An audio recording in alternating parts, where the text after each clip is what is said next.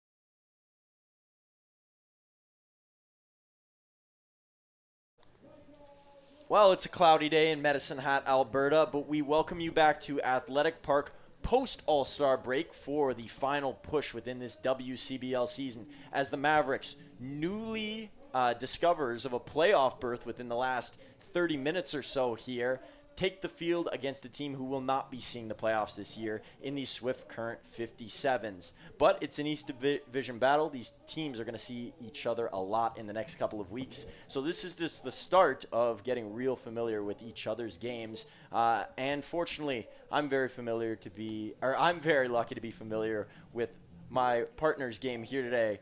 Good to have you back, Wayne, and good to be here for another round of WCBL baseball on Flow Sports. Yes, as you had mentioned, it's been raining off and on, and there is rain in the area. There is no wind now, which to me sometimes means that we're going to get rain. But let's hope we can get this game in. We don't have any more makeup dates available. Yeah, there isn't a lot of squeeze room, but we will squeeze the starting lineups to you before we get to the game. Wayne, take us through who's there on the 57 side. Okay, for the 57s, leading off, Silas Hilton in left field, Yuji Ime at third base, Casey Prychek at first base, Jose Ayala at center field, Enrique Reyes at second base, Luis Ayala at catching area. I'm stumbling over those words, folks. David Jinks is the DH tonight. Trig Mapes is at short. Braxton Vale is in right field. And we'll be back with the Mavs starting lineup right after the national anthem. Our home and native land, true patriot love, in all of us command. With glowing hearts we see thee rise, the true north, strong and free. From far and wide, O Canada, we stand on guard for thee. God keep our land glorious and free. O Canada, we stand on guard for thee. O Canada, we stand on guard for thee.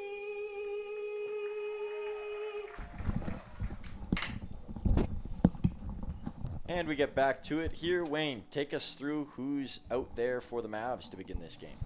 Yes, Jeremy Freeman, as always, in center field. He'll be leading off. Micah Dvorak is batting second. He'll be in left field. Tyler Venesti at third. Carter Roth at second. Adam Volcano in right field. Evan Morrison is back at first base. Blake Dale is at short. Nate King is the catching tonight. And Yuzi Uzawa is the DH. The umpires for tonight's game are Connor Joslin at home plate. Brian Stair will be at first base, and the crew chief at third base, Ron Shuchuk. The Mavs coming into this game in second place, and they'll be hoping to gain ground on Saskatoon. It'll be very difficult to catch Saskatoon. They might be close to clinching first place, but the Mavs want to stay in second place ahead of the Regina Red Sox. And in to start for the Mavs tonight, looking to help them do so, is Tyler Spruill. No wins on the year. He hasn't made it through past four innings yet, and so that's not really necessarily a suggestion that his play hasn't been that good. He just hasn't pitched over four. So that is the reason no wins on the card. A 6.65 ERA and 28 strikeouts on the year as the lights, they shine bright early on behind Spruill here at AP, and behind the plate for him tonight, Nate King. That rotating carousel of catchers continues for the Mavericks. And, you know, it's something that not all teams can deploy. For the 57s, Luis Ayala has been behind the plate all season long. They've seen a lot of him, and I'm sure he's getting tired out there, and it would be nice if he had, you know, someone else in there to really rotate with him more often. Yeah, just speaking of Tyler Spruill on the mound, the last time we saw him here in Medicine Hat was on June the 27th. He went 3 1/3 innings, and he had a fairly good outing. He only walked one, struck out two, gave up 4 runs, 3 of them were earned. And the Mavs lost to the Red Sox that game, and that was just before they went on that road trip. They had 3 losses out of 4 games here at home, 2 against Saskatoon and the 2 against Regina. So it's been a while since he's pitched here at Athletic Park. And let's hope we can get off to a good start. Always important to get through that first inning without getting scored on. And the first hitter tonight for the 57s, the long swinging outfielder in Silas Hilton for the 57s as he swings and fouls that one backwards. Hilton, an all-star, so he's played recently. 57s didn't have that off day in between like the Mavericks were fortunate to get, so lots of baseball in this stretch here. Is Hilton going to swing and miss again? Spruill going with the sleeves tonight out there on the mound. Quick work here from Spruill. Going to go and bounce one into the padding of Nate King. First ball of the night for Spruill on the mound. With the air being so moist and heavy, I don't think the ball's going to travel very well tonight. You're going to have to hit it pretty well to get it out of the park. And a swing and a miss there from Hilton. You see that quite often from Hilton. He is a strikeout guy, and he's got that long swing, as we mentioned before, and always aiming for the moonshot. He is not looking for light contact at all, and he's looking to make something happen. So one down already for Spruill. Look to keep that pitch count down in this game, and he's already ready for the next batter here, and he's up to face Yuji Ime. Is that what we're going with tonight? Ime. We're going with Ime.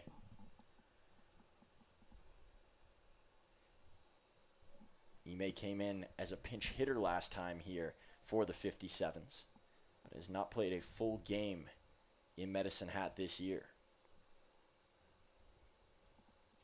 Ime is going to pull this one to the left side and over by the dugout. Vinesti was playing in case there was a bunt, but with 2 strikes, he'll be back up.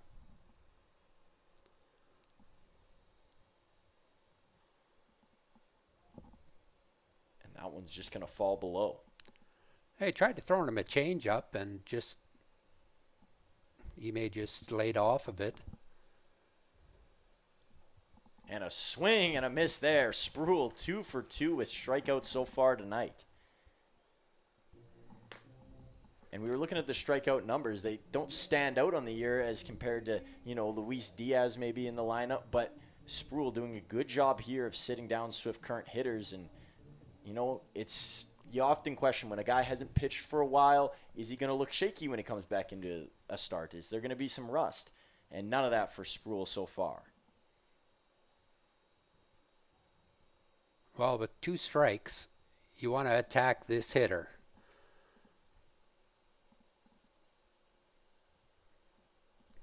And I meant with 2 strikeouts, not with 2 strikes.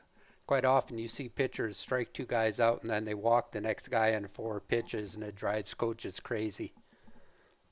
Clipping that side of the zone there is Spruill on his last 2. Working ahead here is Spruill. Another dealing. That one going to miss this time. Count will be 2-2 with 2 outs, nobody on. Gets his first taste of the veteran Casey Prychak this game, down at first base tonight. That one high.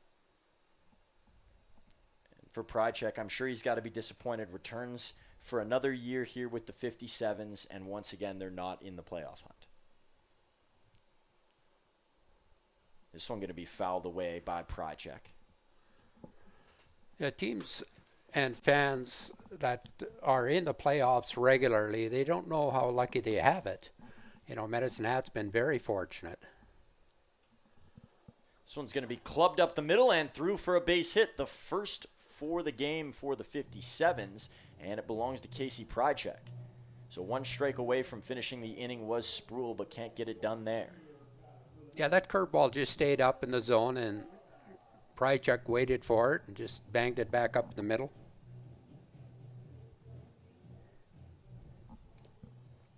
Enrique Reyes on deck, and it's Jose Ayala at the plate. Both Ayalas in the game tonight. Jose in the cleanup spot. One on here. Can there be a late inning rally for the 57s? That one going to be swung on and fouled backwards. Ayala was near the top of the league last year in home runs, but those numbers have dipped so far in 2025. Swift Current do not run when they're on base. They only have 19 stolen bases in the whole season for the whole team. There's a bouncer into the chest protector of King. Yeah, this is not a team like we saw prior with Moose Jaw, where you have Soto and you have Ben Walazek, and those guys are always looking to wreak havoc on the base path. Prychek probably will be sitting still here. Whoa. That looked like a good pitch, but didn't get the call.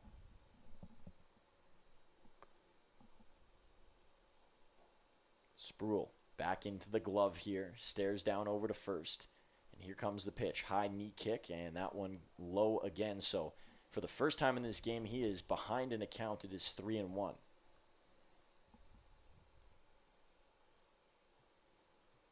Spruill will dust off his hand. It's a little bit wet out there. I'm not sure if there's any rain coming down. It doesn't look like it, but the sky still indicating there could be. And that one driven in over to left field. It'll be a base hit for Jose Ayala. So 2 on here for the 57s. And as I spoke about that late inning rally, it is still a factor here for the 57s. Enrique Reyes will come to the plate now. What Tyler was doing with the first 2 hitters is he was attacking the strike zone and pitching ahead. And now he went to full count on Prychuk and then 3-1 on Ayala, and that's where you're going to get yourself in trouble.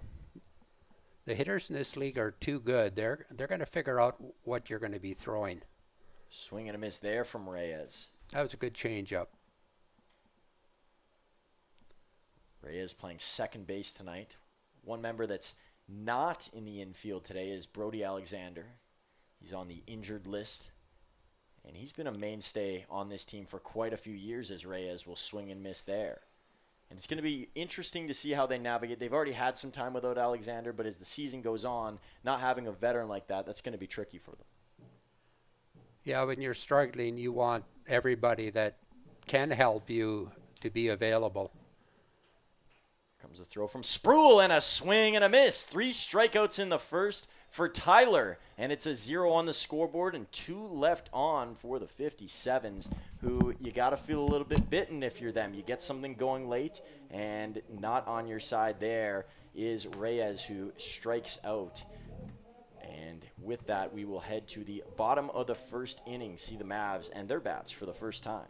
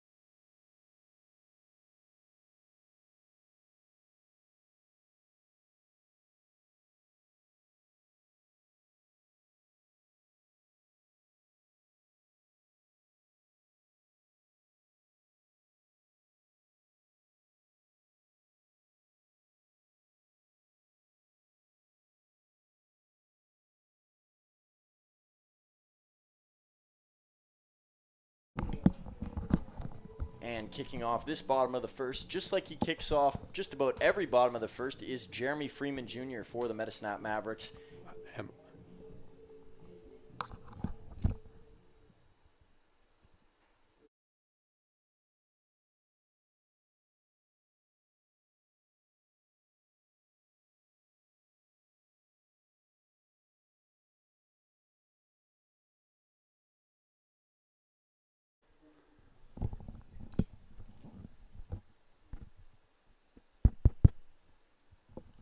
Can you hear me?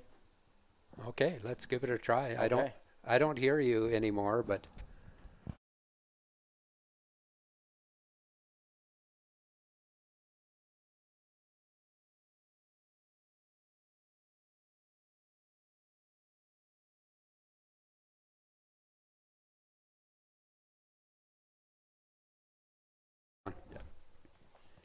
Having a little bit of technical difficulties with Wayne's headphones here. We're not sure what it was. Okay, we're back. yep.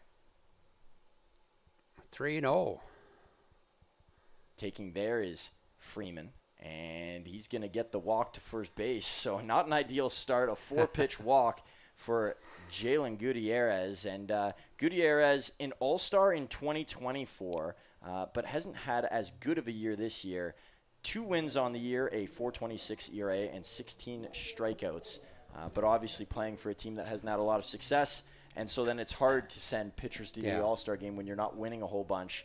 Their 2 representatives were Brody Bornstein, who is a fantastic reliever for them. He came in and pitched in that game. Adam Cordy as well, who we know has been a staple within the league. And he got a full inning of work there as well.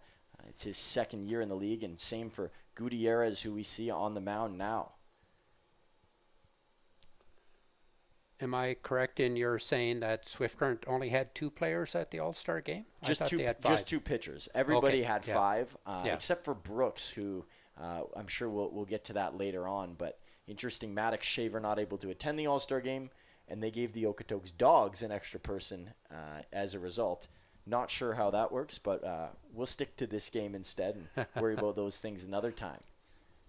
And worrying about a vicious hitter at the plate in Micah Dvorak is Gutierrez now on the mound.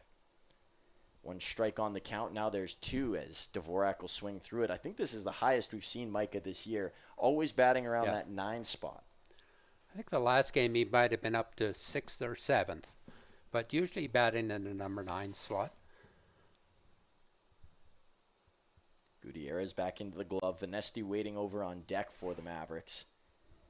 And this one's going to be hit into the gap over into left field. Freeman is going to get all the way down to third base. And the Mavericks will have runners on the corners with nobody out. A nice start here at home. Well, Freeman was running on that pitch, and it's a good pitch to run on. Quite often, 2-0, the pitcher's going to throw an off-speed pitch, a curveball, try to get the hitter to swing over top of it.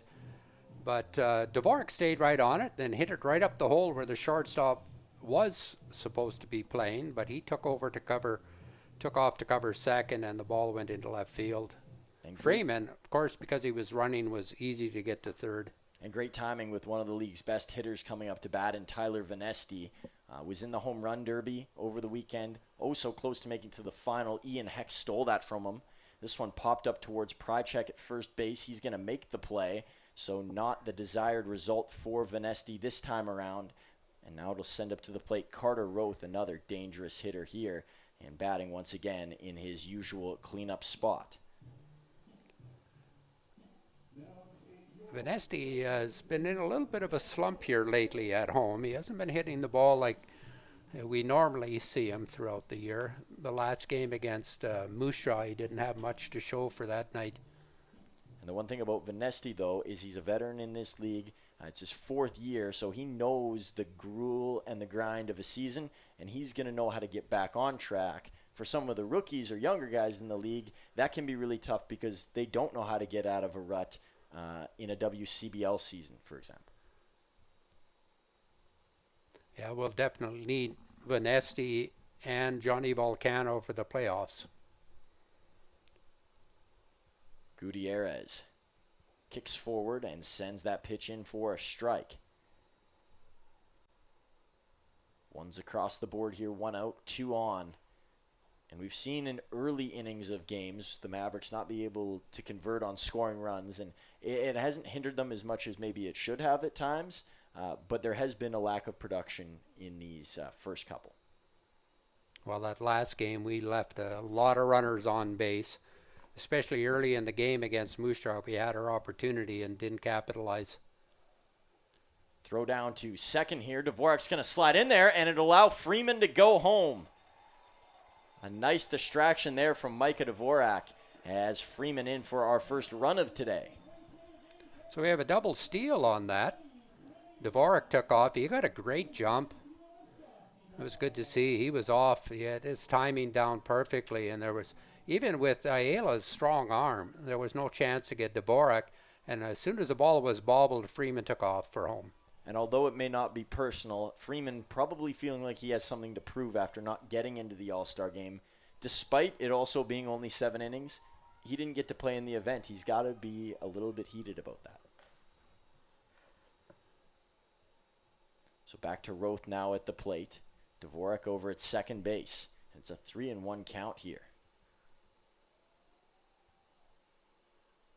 Gutierrez, quick look over to second base. He'll do a double take, and here comes the pitch. Roth is going to send this one sky high. Prychek's had his plate full over at first base, and there's another one to the resume. That's out number 2. Gutierrez has his fastball is hopping tonight. That'll bring up Adam Volcano.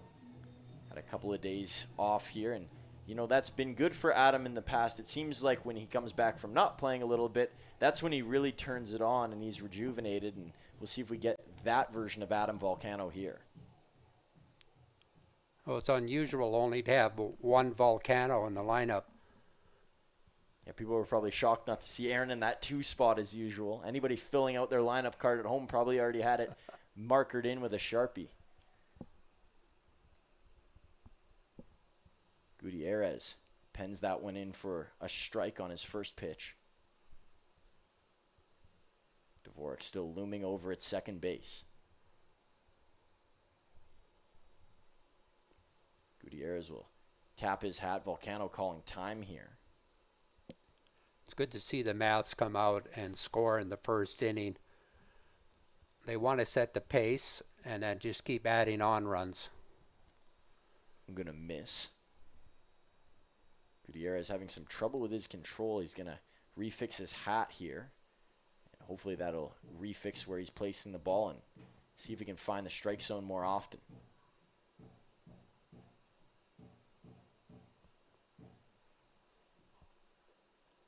One's going to stay high, couldn't get it down. And you see the body language right away there from Jalen Gutierrez, a head tilt. He knows that right now he just doesn't have it.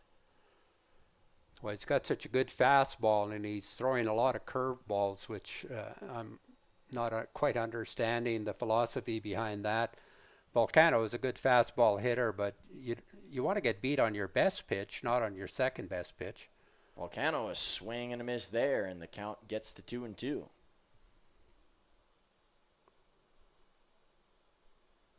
And now you can see Gutierrez pumping his head. So, as you said, Wayne, one pitch working when another is far off.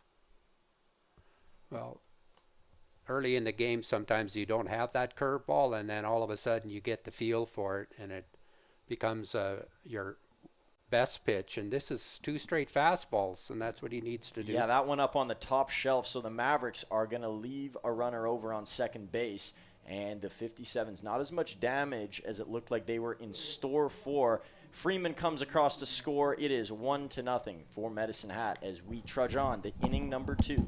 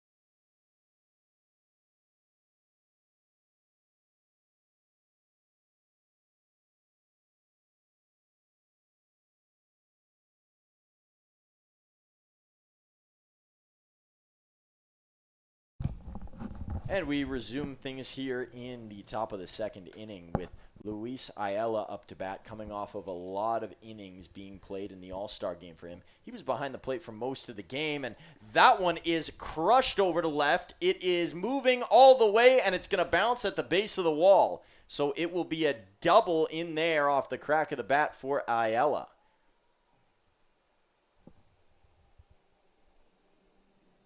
Good way to start the second inning here for the Swift Current 57s. Punch back a little after the Mavericks delivering one across the plate in the last. Well, the Swift Current have 3 hits now, and that's a double, and that's, as you mentioned, that's a great way to start the inning. Jenks now has to try to get the runner over to third. It has been hit or strikeout for the 57s. Sproul, quick look. Thinking about a bunt here, and it goes foul. That was almost a jam bunt. I don't think he got fully extended. Yeah, that's where you want to bunt it. That was a good attempt to push it to the right side. It looked like it was a push bunt. He was gonna. If you can get by the pitcher, you've got a good chance of getting a single, especially with Roth trying to hold the runner on. And that one's not going to fall for a strike for Sproul.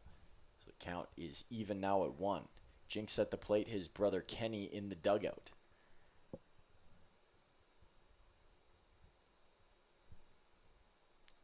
Sproul, quick step back. Runner going to go. King in and out of the glove. Down to third, and they get him. Ayala was off to the races, but could not beat the forceful throw from Nate King. Good throw by King.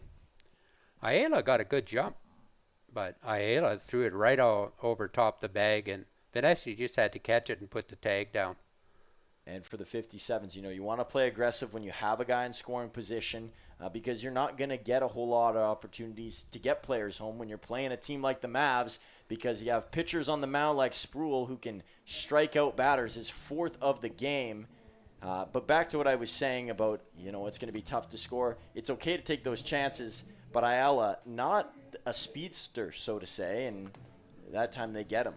I think he's the only one that has like 7 stolen bases this year, and he leads the team with 7 stolen bases. And I really thought he got a pretty good jump, but the throw was perfect from King.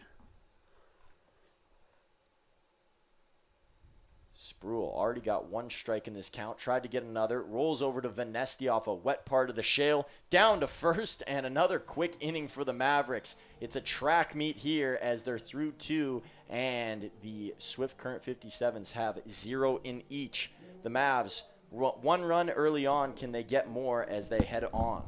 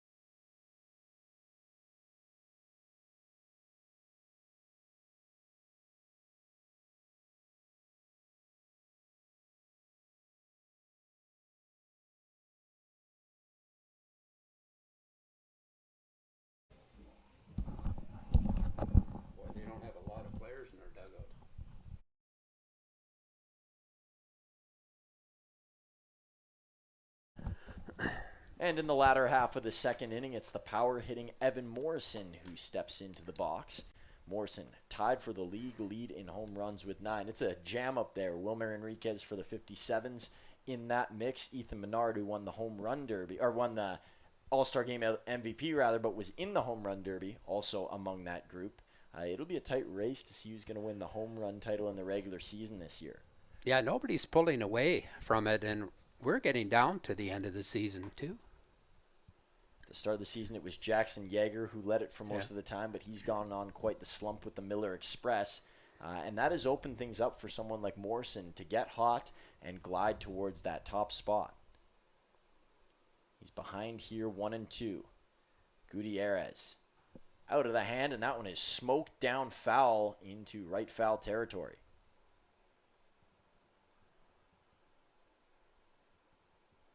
Morrison will head into the batter's box. Looks like he's got similar shoes to Tyler Van Este. I never noticed that until now, but both are rocking those red and white Nikes.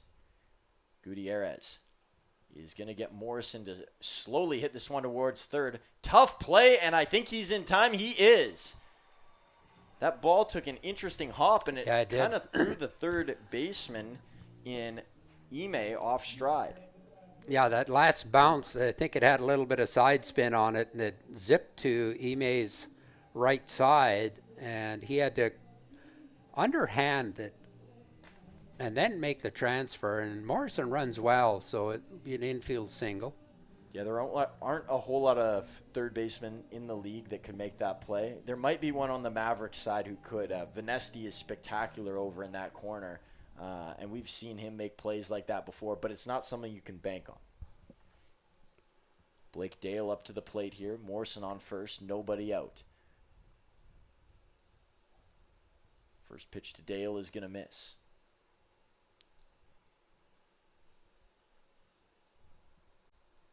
Dale looking over towards JT, getting a signal, and then he'll step back up to the plate.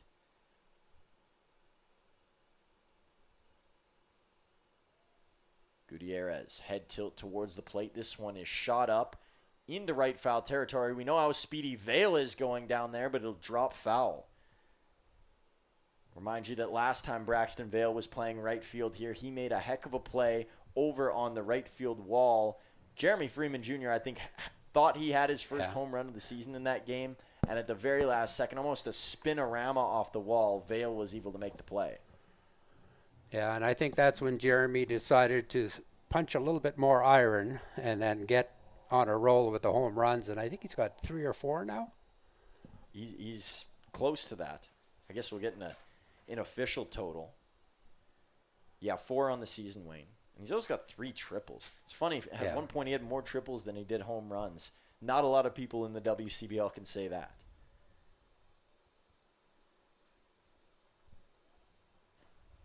Dale will move back in here. He's behind in the count to Gutierrez. Not a long lead off at first for Morrison. Looks like he's probably going to stay put. And Dale is going to smash this one into left field. So a single for Blake Dale, and the Mavs have 2 on and something working here in the bottom of the second. And it will head up to the plate, Nate King. And time is going to be called here by Ayala behind the plate. He'll go and talk to Gutierrez, so a little bit more time to wait for Nate King. And Wayne, on the mound, what do you think this conversation could be about with Gutierrez? He's had an interesting day. Well, you're getting down in the lineup, and I'm not sure whether Ayala is trying to pick him up with his pitches or whether he's going to say, here's your bunt coverage, because I think Nate King might be bunting. The Mavericks known to do that in this situation, move those 2 runners over, and why wouldn't you?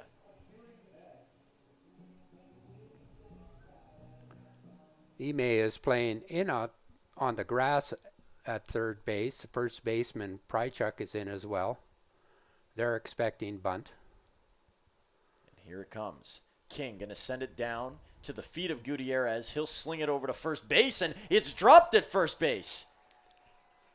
So the bases will be loaded for the Mavericks, and things are all sunny here around the diamond. Maybe not in the sky. Well, that's what bunting does. It puts pressure on the defense, and you have to execute the pitcher, Gutierrez, came up with it, and then he kind of lollygagged it over to first. It was going to be bang, bang anyway, but Enriquez Reyes dropped the ball. So it'll be an error on the second baseman. And it's the contact hitting Yusei Uzawa who comes to the plate. Gutierrez will take a long stare. Hasn't picked the pitch yet. He'll wait on it. Uzawa on the year batting .253, but he's he's had 6 hits in his last 11 at bats, so things have started to turn around. Well, the infield's playing in on the grass. Any ball hit to them, they're going to come home with it. But Uzawa is very difficult to double up. Gutierrez, lots of motion here, and that one's going to miss. And I think playing in this early in the game is really taking a chance for Swift Current. Could open up a big inning for the Mavs because you got the top of the order up next. Gutierrez misses in the same spot too. Yusei Uzawa started baseball when he was just 8 years old. Both his grandpa and his dad used to play. Both were offered to play pro in Australia.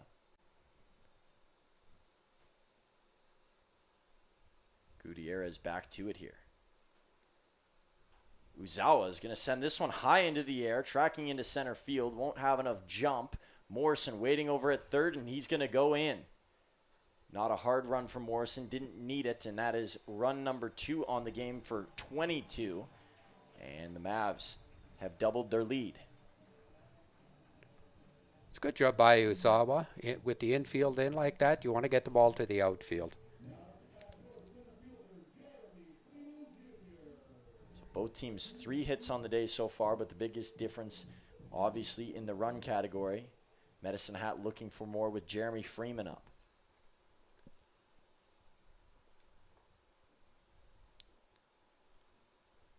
Gutierrez shaking that left leg. Here comes the pitch, and the off speed will drop in there. That had a hook down at the very end. Yeah, it's a good curveball from Gutierrez. Yeah, if Gutierrez could get both pitches working at the same time with that, having a good curve and having a strong fastball, he could be dangerous. But they're yet to work in harmony. That one going to miss. He came right back with the curveball. Gutierrez wants to get that low in the zone because right now, even the one that was called a strike is up in the zone, and the good hitters, if they're anticipating a curve, they're going to hit it hard.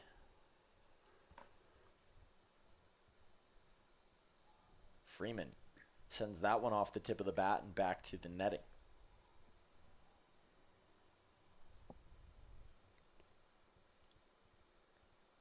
Gutierrez has been fiddling with his hat a lot in this game.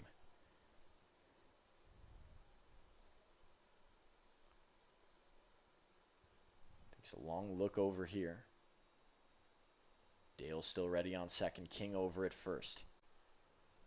Freeman behind, and that one is going to miss. Good play by Ayala behind the plate. He was stumbling backwards and got a piece of it with his glove. And as we know about Ayala, a great defensive catcher, maybe the best in the league. We've talked about that perfect fielding percentage that he had in college in 2023 numerous times. But it's something to note because an accomplishment like that does not come often. Gutierrez, a kick inside. Doubles up on that. Here comes the pitch. Freeman's going to send this one into flight, into center field, but it won't have enough. And that's going to be out number 2. Micah Dvorak will get his second at bat in as many innings with Freeman down. Getting 1 run per inning is going to keep the Swift Current 57s right in this game, and I'm sure they don't mind giving up 1 here and there. It'll be once that crooked number comes and if it comes. Well, if you have bases loaded and nobody out and only give up 1 run, that's a victory for your side. And Swift Current are in the process of accomplishing that. Dvorak, the avid Yankees fan, gets ready for Gutierrez's first throw to him. That one is going to bounce. Ayala's going to bobble it. Almost had it in his hand, but instead, Dale gets away to third, and the ball gets away from Luis. Yeah, Nate King there couldn't go. He wanted to go, but then he checked and he looked at Blake Dale just when Blake Dale stopped. So then Nate King stopped and came back to first. And that's a good decision by Nate King. Why take a chance? Dvorak singled his first at bat, so don't take the bat out of his hand.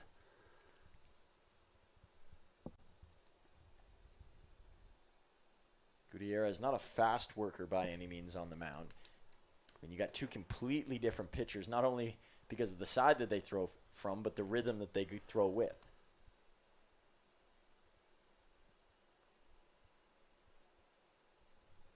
One and one to Dvorak, 2 outs. And runners are on the corners. A great chance to strike. Gutierrez will check over at first base on King. Not sure that King's thinking about stealing anyways. No.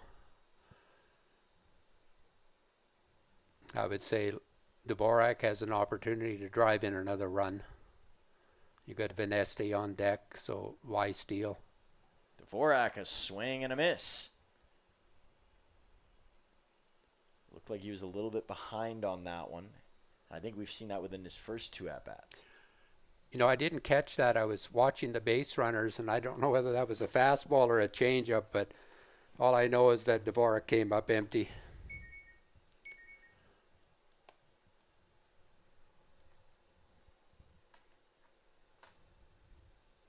Dvorak going to send a soft one over into left. Should be playable out there for Hilton, and he makes the play.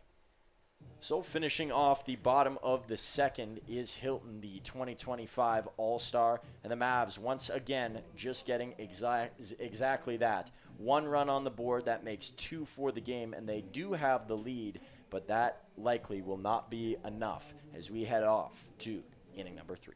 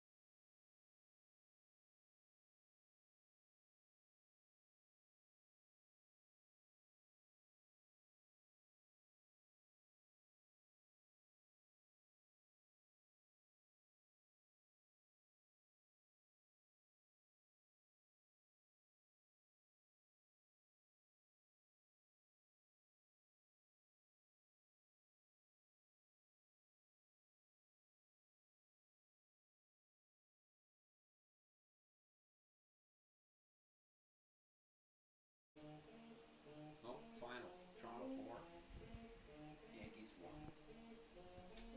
Well, Wayne with bad news to start the top of the third inning, and it does not pertain at all to this game that we are watching in front of us, but to a, I don't even know if I want to call it a friendly rivalry, maybe a disgruntled rivalry, at least on my end, and it's more so with my team than anything that Wayne has done. Yankees Blue Jays playing right now, and if you followed us along throughout the season, you know that Wayne, a Blue Jays fan, and myself, a longtime New York Yankees fan.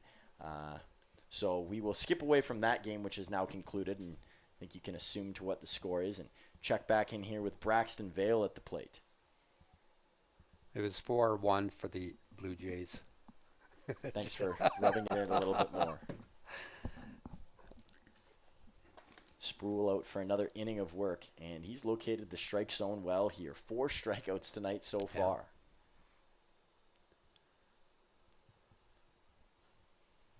And I think it's the pace that he's worked with. It looks like he's hitting the same exact time from when the ball gets back to him to when he throws every time. Well, if you can work quickly, you don't give the hitter a lot of chance to think about what might be coming, and it really helps your defense stay in the game. Spruill's game high for strikeouts this year is 6. He had 6 in his first ever game on May 29th against the Moose Jaw Miller Express. And then he had 6 on June 18th in Swift Current against this same 57s team. Both games were large scoring games, and both games were wins where the Mavs put up 13 runs. Ooh, and there's going to be a walk there to Vale. Didn't miss by much. Good place to miss if you're going to miss down there. Spruill will head off the mound for a little bit of a walk here. Nobody out, of course. And now up to the plate, it's Silas Hilton for round 2 of his batting appearances in this game. And Vale, a speedy player, as we said. We've watched him, obviously, on defense use his speed more so. But if there is a guy that's going to steal, he might be the guy that they choose to send.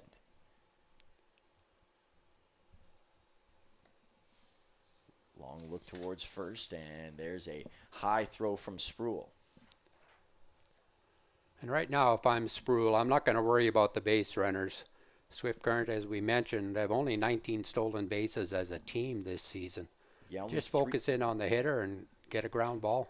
Yeah, and only 3 stolen bases for Vale, which is kind of surprising for how he runs. And he's been caught stealing twice as well.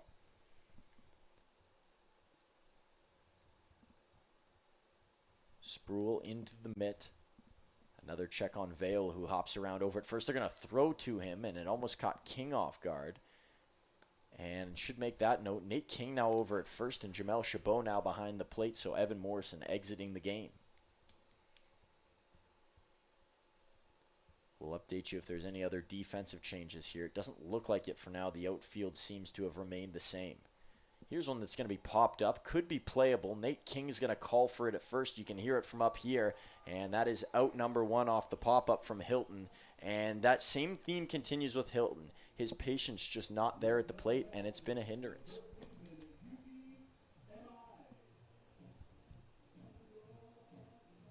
So usually Ime at the plate. Ime had a tough play earlier in this game at third. Obviously running in, maybe he slipped on the grass, it looked like, caught him sideways, wasn't able to convert. I think that's the toughest play that any defenders had to try and make so far. Spruill, a bouncer. It's going to get way past King. Vale's off for second. He's thinking about 3. He's going to turn towards 3, and he should get in there easily. Braxton Vale, a couple other bags, and then he looks over to see where the ball's at. The throw blocked by Chabot down at the plate. And a mishap there from Spruill on the throw. The only time that bouncer is really effective is when the sun might be in the first baseman's eyes. That time, no sun to be seen, and that ball got away. Yeah, I think Spruill's spending way too much time worrying about a base runner when you got a 2-run lead. It's not a big lead. And did we not see that last game as well? I could be wrong, but there was a game where we threw the ball down there and the runner went to third easily, and then they came around to score that time too. And I want to say it might have been Ben Walazek. I know they were checking on him at first. He's got lots of motion, lots of bounciness, and I think. Well, Walazek you can see because you want to keep him close, and the games against Moose Jaw are always really close. This one not close there as it goes foul. It's a guy who struck out in his first at-bat of the night in Reyes. And struck out pretty convincingly as well. Spruill had him in a headlock. Count 0-2 here, looking for another K to Enrique's name. High one, Chabot will jump up and nab it. Vale patiently waiting over at third base. Deep sack fly, anything in the grass. Maybe even something that's slow and troublesome in the infield could get him in. Well, the infield's playing back. And this one's going to be poked in. Vale will score for sure. And there's the first run of the game for the 57s. It's an RBI single for Reyes. So one will remain on now for the 57s, with one obviously coming in. And Casey Prychek will be up to bat. And rather, that was not Reyes. That was Ime who had the single there.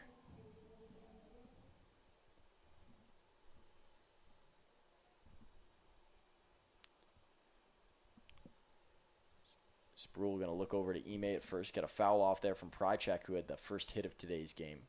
Probably confusing you in your scoring over there, Wayne, with throwing some hitters out of order. No, I got it.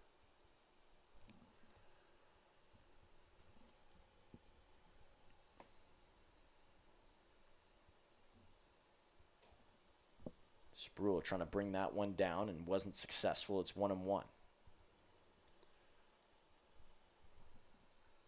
Yeah, it's tough when you don't have the threat of stealing it all. I mean, we saw last time that it was able to fool the Mavericks, or at least Spruill, and that's not a luxury that they're going to have. 2-1 Spruill here. just missed on that with that fastball. I think he wanted that pitch. It looked close.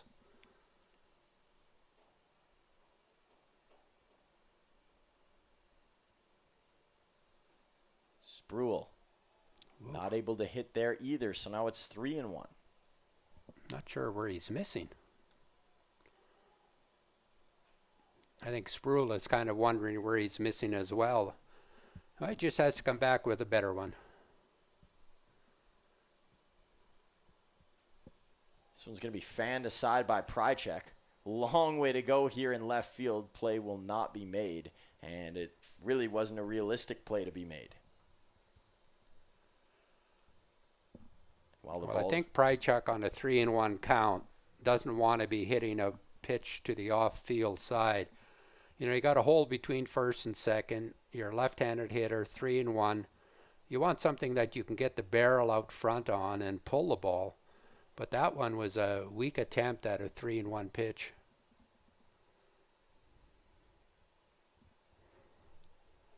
And Spruill will sit down Prychek here with no offer. So finally he gets a strike call his way there. He was floating around the zone a whole bunch. Yeah, good curveball.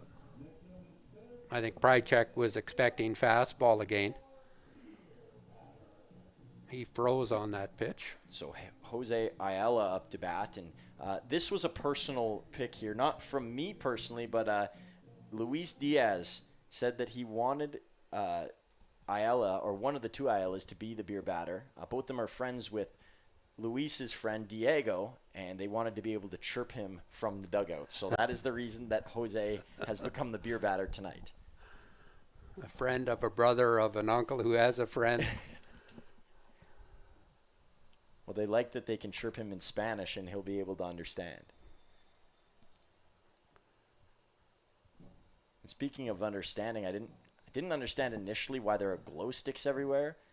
I'm not sure if there's some glow night going on or what that's all about, but I can see all the fans aiming to put these glow sticks on. That one's going to bounce past Chabot, and it'll be second base for Ime. That'll be a wild pitch on Spruill.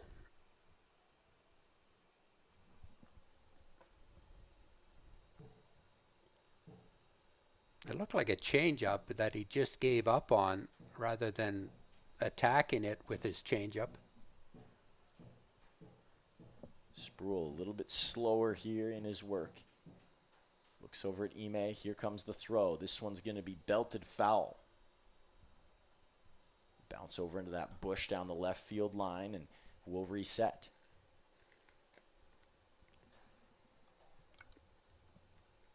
One runner in scoring position here for the 57s as they look to tie this ball game up. And Ayala, a veteran on this team, knows how to perform in big moments. Can he get one here? You know, that's the main difference for the 57s. They may have had lots of big moments for some of these players over the year, but playing in big games is a different story. Well, we mentioned at the beginning, they just want to play a good competitive game, keep it close, and you know, the worst team in a league will beat the best team in a league a third of the time. Spruill. Couple of checks. Now he'll drive that one fourth, and he's going to miss.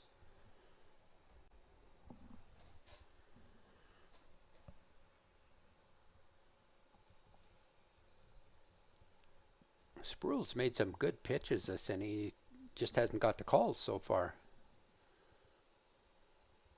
And a bouncer's going to get away for Chabot.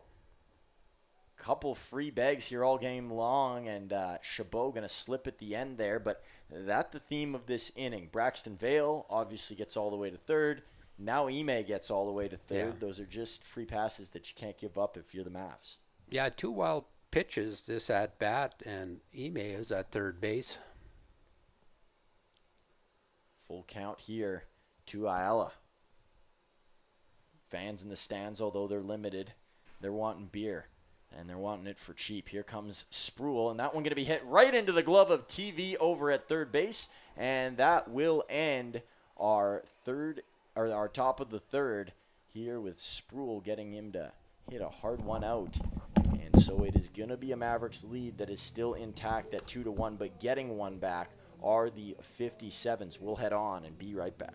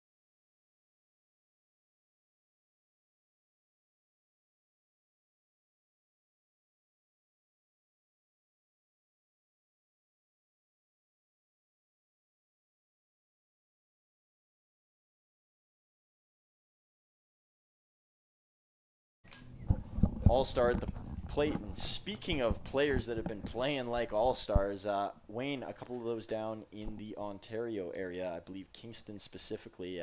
What's been happening in that neck of the woods? Yes, the 13 and under Little League Intermediate Championships, the Nationals, are being held in Kingston, Ontario.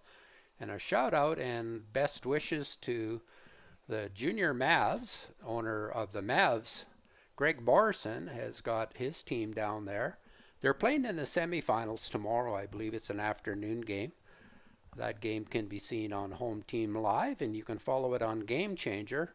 If they win that, they move into the championship game, which will be held on Wednesday.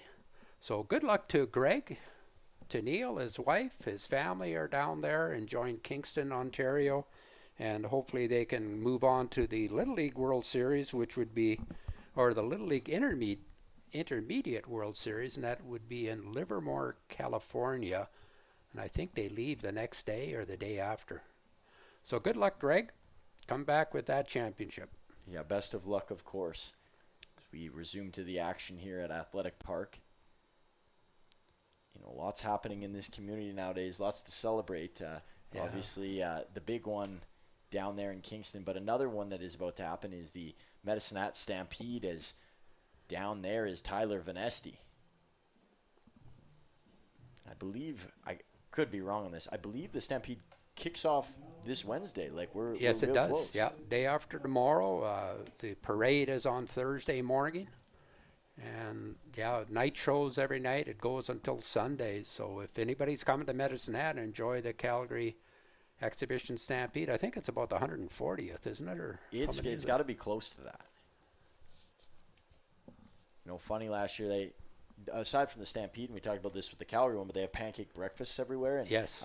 You know, with the Mavericks, they always go down to the Co-op Stampede. Co-op been doing one for years, and you know, set up a little booth there. And interesting enough, had the pleasure of, I guess, talking to and running into a bit of a Medicine Hat legend, former NHL player Trevor Linden, homegrown here, and I'm sure came to many games at Athletic Park as a kid growing up, and So you never know who you're going to see in those areas, and people will come from all over to, attend this Stampede. I believe he's a general manager of the Vancouver Canucks now, is he not? Formerly, yes. Oh, he was formerly, the, okay. Yep. player. Ooh, that was a loud thud. But I believe he was the director of operations, because Benning was always the GM, but that's another rabbit hole that we could go down for hours, of course. Yeah, pancake breakfast every day at a different location. Today it was at the Medicine Hat College, tomorrow at a Hillcrest Church, and I don't know where it is, Wednesday, Thursday, or Friday.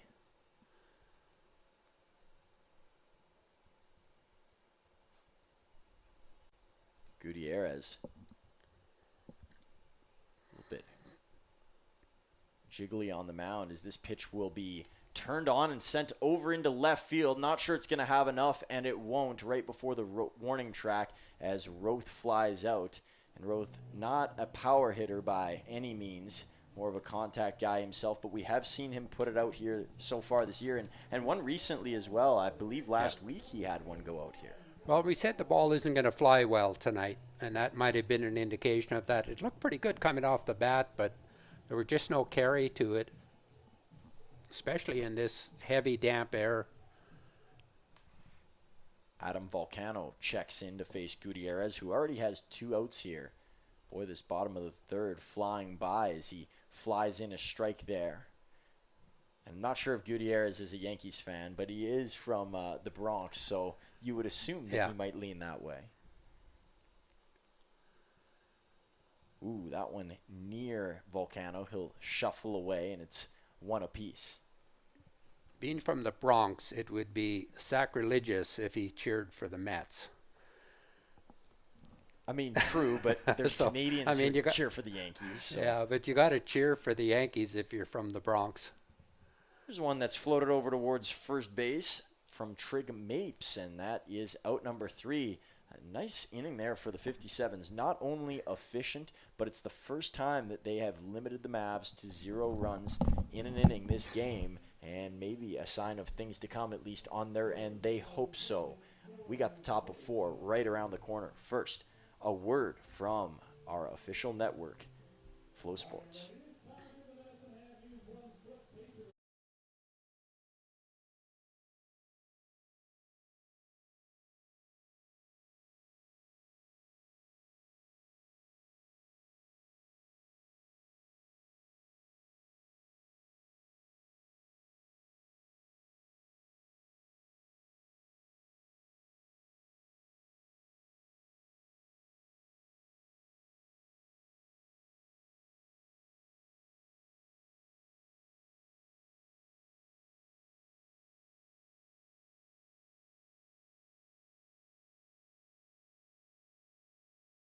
Subscribing to the WCBL YouTube channel right now. We have tons of free coverage for you over there, including daily highlights, full archived game broadcasts, daily game day previews, plus 2 weekly shows including the WCBL Report with myself and Joe McFarland every Wednesday, and also the WCBL Game of the Week pregame show leading right up to game time every Thursday night. It's all in one spot, the WCBL YouTube channel. Subscribe today.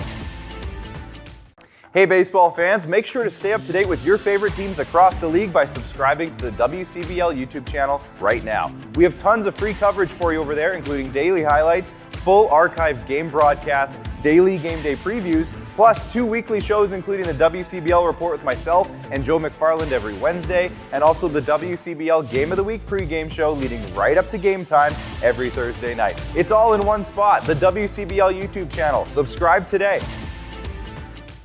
Hey baseball fans, make sure to stay up to date with your favorite teams across the league by subscribing to the WCBL YouTube channel right now. We have tons of free coverage for you over there, including daily highlights, full archive. See if the 57s can turn good defense into good offense. This one out to center field, Jeremy Freeman Jr., one of the fastest players in this league. That was a jog for him to run that one down and get Reyes out. And yes, I'm certain it was Reyes this time, as Enrique beginning the inning here. And now he'll toss it over to Luis Ayala. Ayala watched his brother get a hit in the last inning. Let's see if he can work one up here for his 57's crew. They just need base runners. That's how this is going to continue for them, because one run will not be enough, and you assume the Mavericks will catch fire offensively at some point in this game. Spruill strike there, and so behind is Ayala. Yeah, Ayala doubled on the first pitch he saw in his last at-bat, or his first at-bat. That went down the left field line. And then he got caught trying to steal third. Ayala spending his second year with the 57s. This season much better than the last. His batting average was, I think, in the hundreds last year, and he's all the way up into the 300s. It's crazy what a year of development can do. One's across the board. Spruill, that one high. He's behind. Nobody warming up for the Mavs on their end. Nobody warming up for the 57s either. Sky still dark here in Medicine Hat, Alberta, but it seems as though the rain has gone away. It rained a bit here earlier today. Poured might be a little bit too much of an expression, but it definitely could have changed the trajectory of this game being played. Yeah, it wasn't much, but in Medicine Hat, it can rain an inch on one side of the city and only a half inch on another side of the city.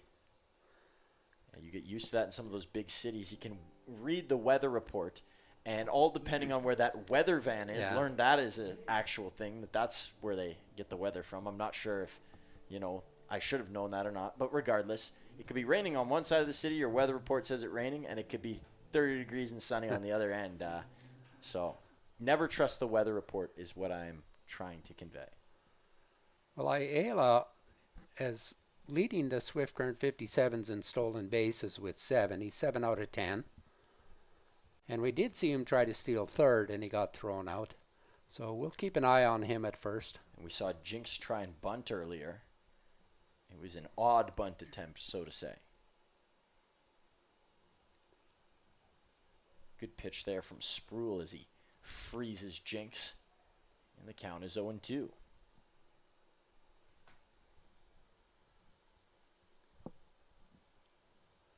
Well, a ground ball here would be nice. Turn a double play and get back in and add to the lead. There's a bouncer, not the kind of grounder that you were talking about, Wayne. Throw over to Roth. Oh, a great play. That was not easy. Out with the dustpan to wrap it up. Now, Spruill tried a slide step there, and then he ended up bouncing the ball. And Ayala read it well. Maybe even a better play by Roth. Chabot a little trigger happy on that throw there. I don't think it needed to be made, but Roth prevented him from going to third. And, the Mavericks being in the same spot they were in with Vale and Ime. Well, it's good to see Blake Dale backing that up as well. But no need to make that throw. A jam shot here. One hopper to Vanesti. It runs in and out of his glove, and the runner will advance over to third as well. Not an easy play from Vanesti as it hopped about a foot in front of him. Yeah, that could be one of those plays you're damned if you do, damned if you don't. If you wait back on it, you might not have a chance to get Jinx at first base anyway, so Vanesti chose to come in, and hopefully he could scoop it, but he didn't. They're giving Vanesti an error on that play. Do you agree with the call there? I think that's a tough play. I think that should be a single. I would side with you there, Wayne. Swing and a miss here to Trig Mapes, who comes up to bat. He finished off the last inning with a neat throw over at short. Mavericks still in position here to turn a double play if they get a ground ball in that direction. Spruill obviously most worried about that runner at third. And Chabot tapping his chest there. He bobbled that one at the very end. Maybe got mixed up with the pitch that Spruill was throwing. The count is 0-2 nonetheless. I think if I'm Swift Current, I would send Mapes or Jinx at first base. Stay out of the double play.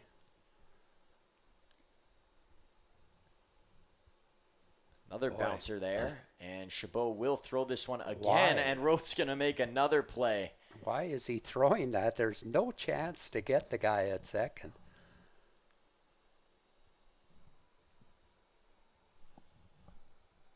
Chabot will walk back behind the plate, and maybe a couple hugs or taps on the back coming towards Carter Roth here. He saved 2 of them. That runner easily could have come across both times. Yeah, Chabot is doing a good job of keeping it ahead of him, and the infield's now going to come in. They'll cut the run off at third. Big strikeout for Sproul if he can get it here, and he's not able to get it down.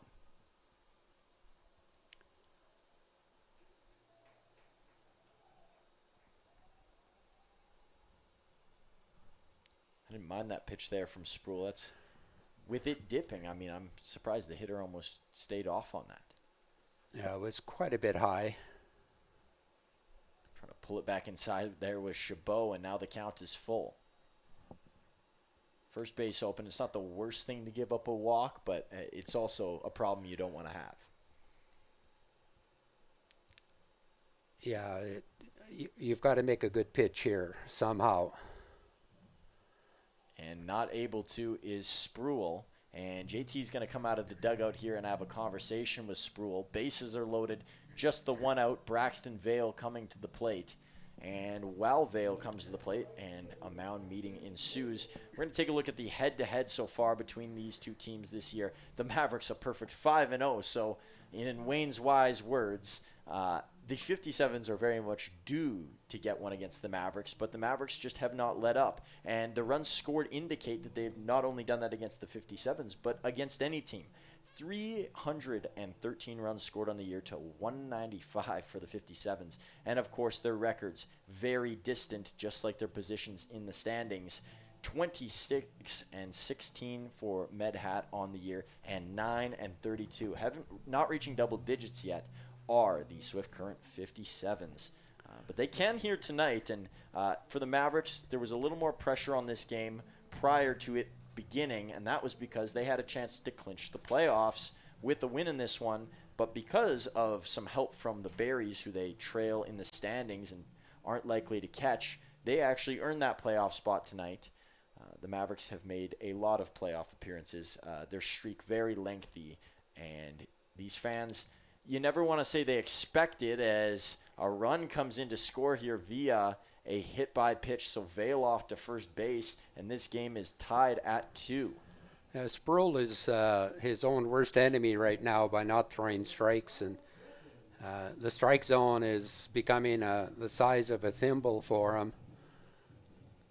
And trying to see who they have warming up down there for the Mavericks, and I'm not sure if that's Jensen Cockrell. I think it reads 18, so the two Texas buddies might be subbing out for one another here.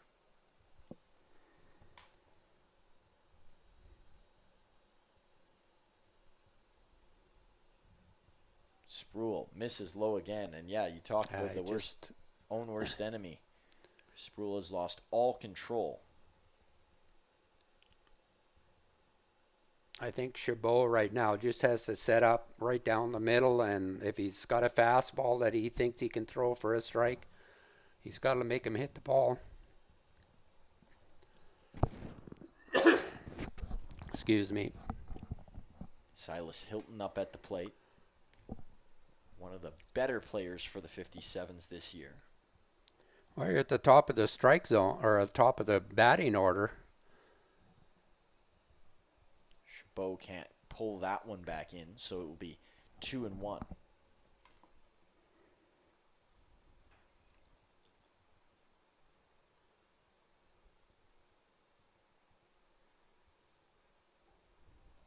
And now 3-1. Yeah, he's lost it. They still got to get a pitcher fully warmed up down there, so he's going to have to hang tight for a little bit.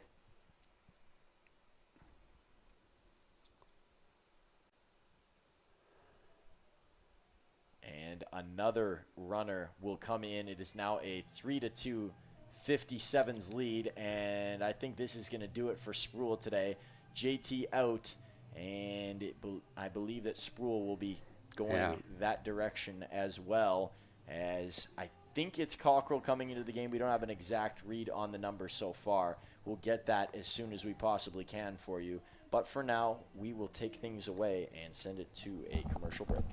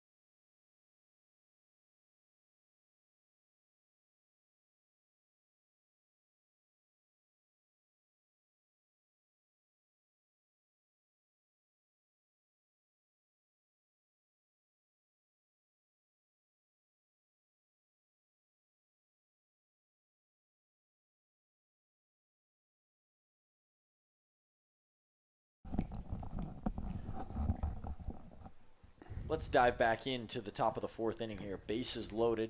Tyler Spruill's day done after surrendering 3 runs and giving up 2 in this inning just because he straight up lost control. Yeah, he walked 3, hit 1. You know, every rally starts with a walk and an error, and we had both of them in this inning. And Swift Current have a chance to add on to this. There's only 1 away.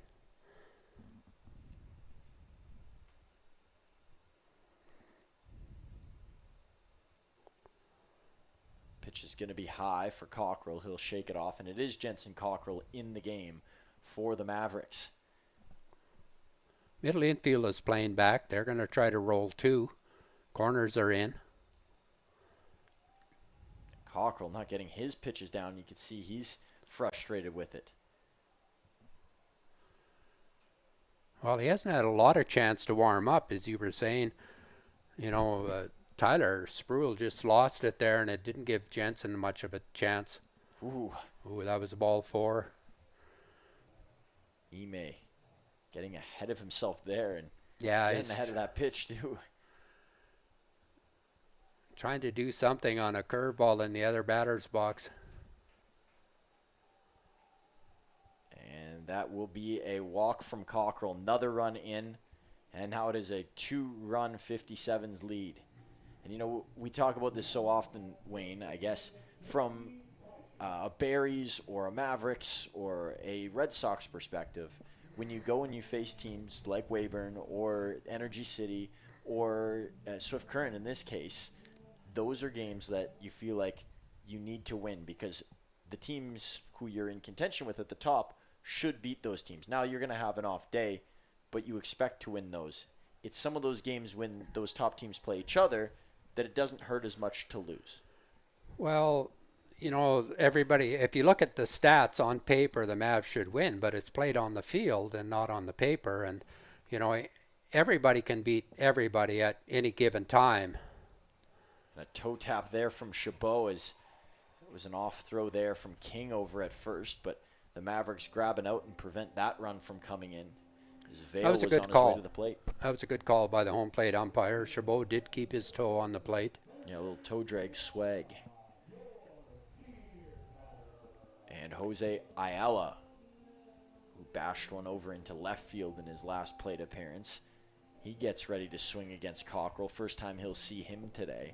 And another pitcher warming up behind Cockrell, and I believe that that's David Heinen. Can't see a clear number there, but just judging off of his throwing. That one down in the dirt for Cockrell. Only giving up 1 with the bases loaded after coming in isn't the worst thing if Jensen's able to grab 1 more out. Yeah, it's that the whole inning counts. And it's not just the 1 run that Cockrell's going to give up. It's the other 2 that scored before him. I was just talking for Cockrell on personal. No, that's right. And he got the ground ball. It was unfortunate that it was the walk. And this one is gone. A grand slam and a bat flip for Jose Ayala as he stares down his own dugout and speeds around the base path. It is now an 8-2 57s lead here on the road, and an unexpected result, I'm sure, on that one from Cockrell, and an unexpected result so far in this game. Both teams probably feeling that way with the way that the 57s have recently performed. Maybe a bit of an announcer's jinx on that too as well. I apologize.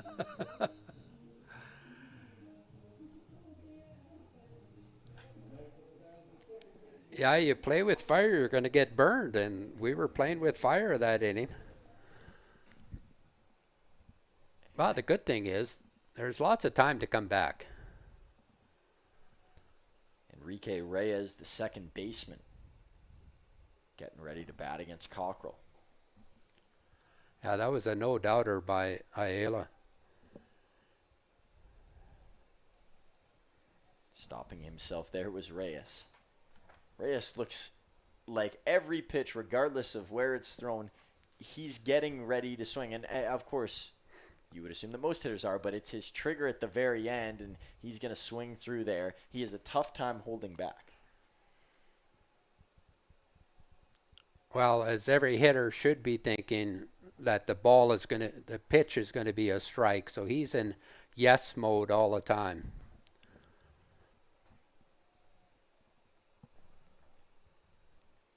2-2 as Cockrell misses.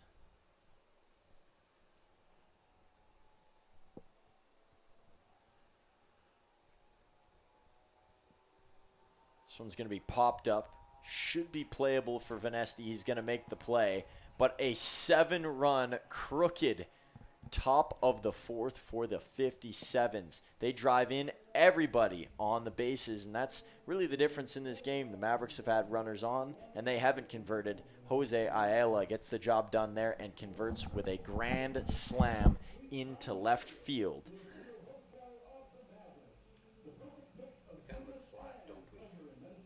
What? We kind of look flat. What do you mean? Oh, our team. Our team. I thought you were talking about us. No, no. Oh, I don't know how we look flat. Yeah. There's just not a whole lot of giddy up. No. But you know what? It all starts on the bump, too.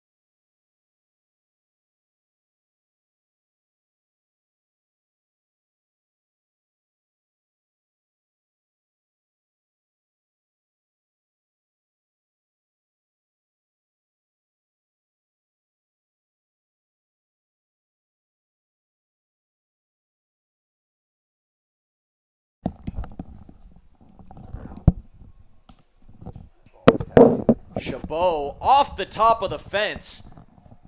Oh, Jamel awfully close to introduce you to the bottom of the fourth here. He's going to get a double, and that's a good response after what was a difficult last inning for the Mavericks, and specifically Jensen Cockrell and Tyler Spruill on the mound, giving up a boatload of runs, 7 in total. And Gutierrez giving up the leadoff hit here. He's still in the game. Nobody warming up behind him. There's still somebody warming up for the Mavericks down there, and it looks like there's someone new down there warming up, maybe just playing catches. Garrick Levesque. It doesn't look like anybody's throwing too hard over there. Here's Dale. He's going to sling this one. Should be playable, but might be tough. It drops into green grass, and a perfect spot for Blake Dale. You know, that's not how you draw it up, but it works in this case. Well, good job by Chabot. He read that well. He got off just enough in case it was going to fall, and then he was easily able to get into third. The Mavs don't have to score 7 runs this inning. They don't need it all, but right now, with the position they're in, they need to score 2 or 3. And, you know, we've talked about the 57s in this game as being, I don't want to use the word less than because that's not our intent, but, you know, they haven't been as strong statistically and win-wise this year as compared to the Mavericks. That was not always the case with Swift Current's group. They were one of the premier winners within the WCBL for quite some time. They went back-to-back in 17 and 16, and then won in 2010. They were back-to-back in 06 and 05 as well, back-to-back in 01 and 02. They have had lots of, you know, little dynasties, you could say. That has changed now with the introduction of the Berries to the league and the re-addition of the prospects, Sylvan Lake and Fort Mac joining the league. Some new teams that, you know, have the ability to, you know, take players away from them. Well, baseball goes in cycles. You have good years and down years. There's a high one from Gutierrez. 3 consecutive balls to Nate King. King on the year, just 1 home run. It came here at home, and probably his best game of the season. Had a couple extra base hits in that one. Well, right now, he just needs to get on base. Pass the baton. You got UC Ozawa on deck, and then the top of the order. King taking all the way there, forcing Gutierrez to throw something in the zone, and he does.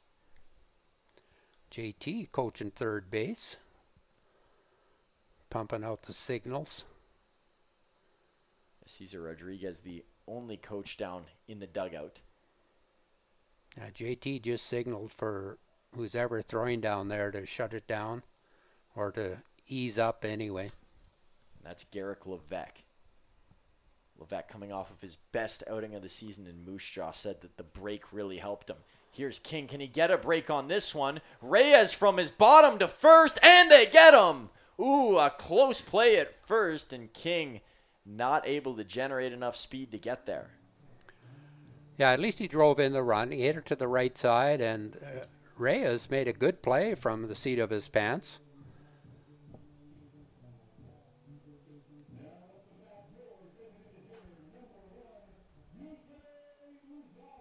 So the Mavs do bring in a run in this inning.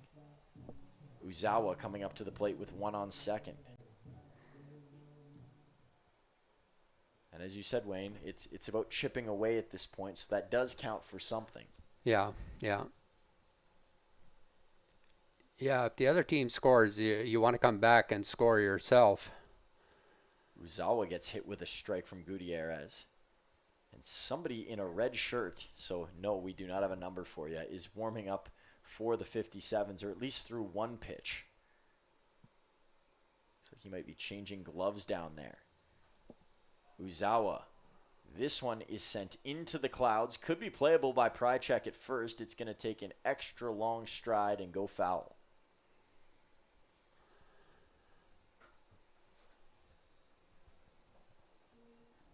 You know, I'm going to make a guess at who that pitcher is down there because I believe we've seen him before here, Wayne. Well, he isn't even throwing. He doesn't have his top off yet. Oh, there he goes. The guy who I was going to guess is no longer with the 57. Okay. So good thing I didn't take a guess at it. Oh, we need that run on second base to come in and score. That one way off target from Gutierrez. Boy, there's a big hole between third and short. If Uzawa can plant one in that direction, no matter who goes to get it, Uzawa would beat the throw to first. Gutierrez is going to miss on back-to-back here, so the count even at 2-2. Uzawa from Chiba, Japan. New commit to Butler Community College.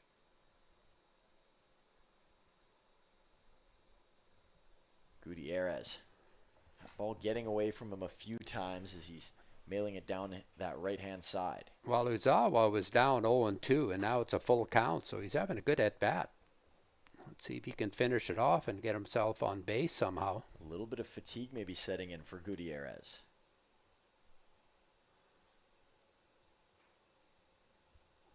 And that same throw down that right-hand side, not getting through it, is Gutierrez, and Yusei Uzawa, a speed threat over at first base now, does have a runner in front of him.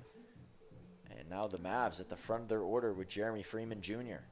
That was a good at-bat. Kenny Jenks coming out. He could probably throw right now, couldn't he, and do a good job. Yeah, he might. He might. But yeah, that was a good at-bat by Uzawa. You know, you're down 0-2 and you don't chase anything. Jinx will talk with Gutierrez, not only his coach, but his former teammate as well. And a lot of guys can say that they had Jinx as both a teammate and coach on this 57s team. Of course, they did have guys leave in the offseason, but a couple of those names, Prychek and the Ayalas and Alexander, still popping off the pages. Man, if Freeman's going to get his power back into order here, this is the time to do it. Now, will he get a chance to against a guy in Gutierrez who's starting to take a similar path to Sproul and lose his control?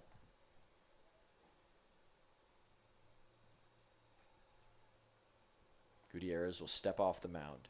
Not only was he named an All-Star last season, but sometimes the guys in the game don't get to pitch. He was one who did. And he was a late addition as well. One of his teammates had bowed out, so he filled in. It's a jam shot over towards second base, and the double play is made. Reyes with a couple of defensive plays in this inning, and maybe not how he thought he would put them together, but he claims himself 3 outs for his squad. While Reyes celebrates in the dugout with his teammates, we'll celebrate a couple of players who have played pretty well this season. Micah Dvorak, 29 hits, 26 RBIs, a .260 batting average. Batting average not as high as it was last year, floated around the 300s for most of 2024. And to start the season, he was there as well, but still a real solid player. And for Silas Hilton, we talked about him being named an All-Star. 37 hits, a .270 average, 13 RBIs on the season. So maybe not a run-driving in machine, but he's one of the stronger hitters in this 57's lineup.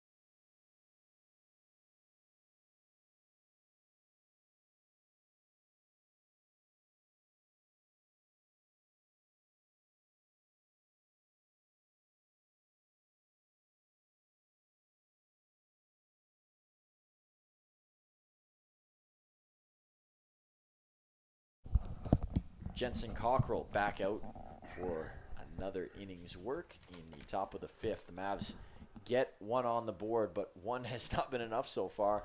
That's their inning high in this game. Doesn't really compete well with the 57's 7 runs that they put up in the top of 4. Well, the big thing now for the Mavs is they can't give up any more runs. I mean, they've given up 8, which is above what Swift Current has been scoring this year. So they've got to not only score some runs, but they got to stop Swift Current from scoring.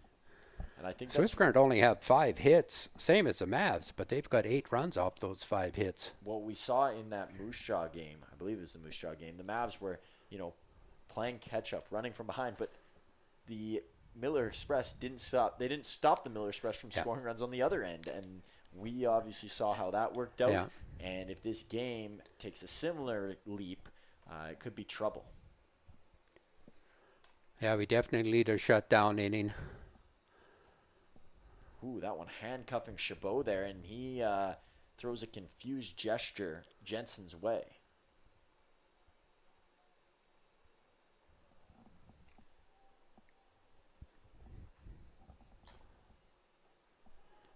And a walk there from Cockrell.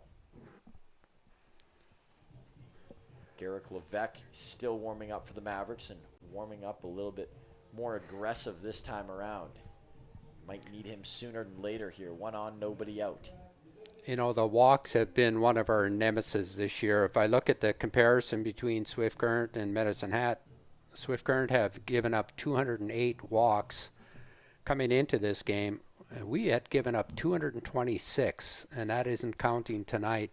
So we really hurt ourselves by the free passes that we give.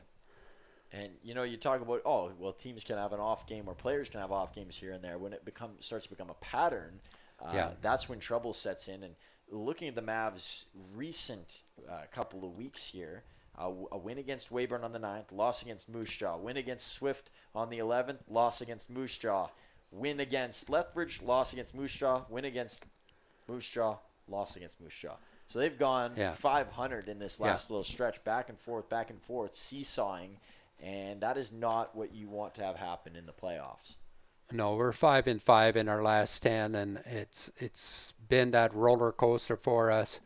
And you'd think a team like Swift Current that has only 9 wins this season would have really had problems walking batters, but we've walked 25 more than they have. And it's interesting because the Mavs were 6-2 to start the month of July after their long road trip, and that's maybe when many would have assumed that the struggles would have shown traveling from Sylvan to Fort Mac and then to Energy City and then all the way back. But they thrived in that sort of section when they got into their rhythm. This one is sent over to right field. Some good speed over there, and the play is going to be made. Adam Volcano. He ran that down in a hurry. Yeah, some youthfulness in those legs. One down. Mavs would love a double play in this area. Trig Mapes up at the plate. The number 8 hitter, shortstop tonight, Braxton Vale on deck. Mapes, a former standout high school basketball player. He started for CM Russell, the Rustlers. He averaged 18.6 points per game, and he also made the All-State team as a part of their basketball team. Yeah, CM Russell is a beautiful high school in Great Falls. Obviously decided to stay with baseball, and that's landed him here with the 57s. Yeah. Spent his collegiate season with Trinidad State College. He's a redshirt freshman this year. And lots of Trinidad State players with this team. Riker Ratcliffe, Braxton Vale. You could go down the list, but a huge supplier of this Swift Current squad. Count is 1-2 here, 1 on, 1 out. Cockrell looking to extend his stay, and that one going to be fouled off. And fortunately for Cockrell, as a good jump there in front of Mapes made by Ayala. Yeah, Ayala was halfway to second before Cockrell threw the ball, but Mapes couldn't afford to take that pitch because he had 2 strikes on him, and it looked like it was going to be a strike.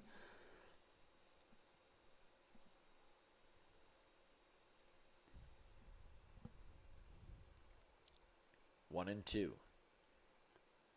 Ayala won't go this time, and going back towards the dugout is Mapes. Strikeout for Cockrell.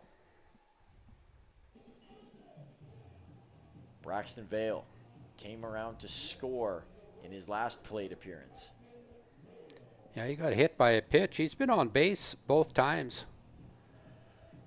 And Braxton, a really cool story. One of the better stories within the WCBL.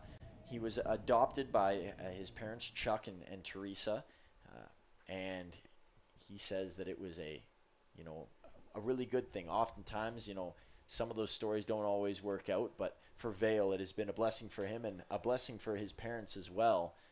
His dad taught at his elementary school, and he said that helped him during his time in elementary school, and he felt like when he was at school that it was a comfortable place at that time, and also very comfortable on the baseball field, especially nowadays. Not only as a outfielder, but he's been a pitcher as well through a no-hitter in high school. So Braxton Vale, a complete player and a really nice story throughout his life as well. That's good to hear.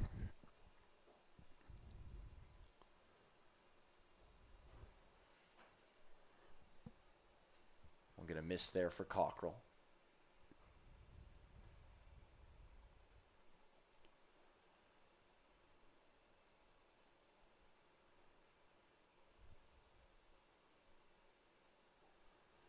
This time Cockrell going to get a swing, so he's ahead in the count. Looking for one more out. You can get in a variety of ways against Vale, but Braxton looking to hang on.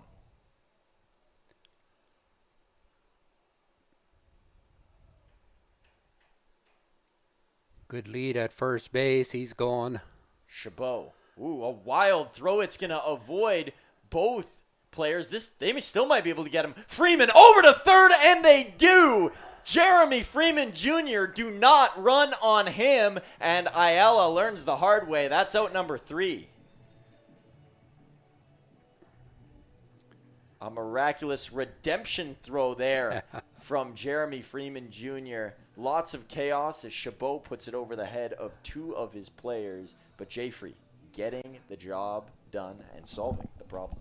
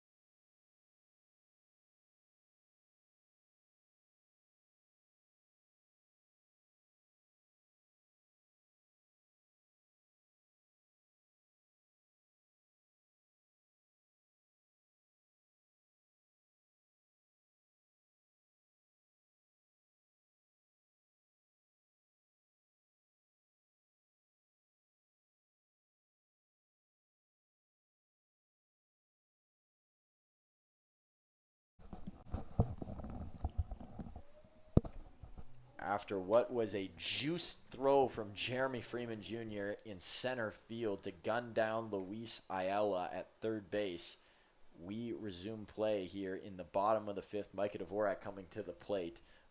Wayne, a special talent, and the Mavs very fortunate to have a guy in center who can do things like that. Yeah, he's had that arm all year, and we've seen him make some spectacular catches in the outfield, going over the wall sometimes to rob home runs from hitters. He covers the ground out there. He gets a great jump on the ball, and he covers up on every throw down to second, and that was just natural for him. And Ayala thought that he had third easily, but I think he was surprised that the ball was there so far ahead of him. Micah Dvorak shaking his head after that swing. Trying to lock back in here as he walks outside of the batter's box. And, the Mavs have been very fortunate with the situation in center field for a couple years now. Yeah. Brody Gardner beforehand, another known speedster. A bit of a different game from Freeman, not as much as a base stealer as Freeman is. And the power probably more, I would lean more towards Freeman in that department. But both all-stars within this league and guys that every team wishes they could have. Yeah, Gardner was just a natural, pure hitter. Hit the ball all over the field, and I don't think there was too many games when he never did get on base. He was always on base. And you often think, how can you replace a guy like that? Somehow the Mavs have found a way. Well, and before that, we had the base stealer that played center field from Washington, and I forget what his name was, but Braden DeSonia with the base stealing record in the WCBL, also a WCBL All-Star, and he was in the home run hitting competition. So yeah, and he played center field, and he covered the ground out there too.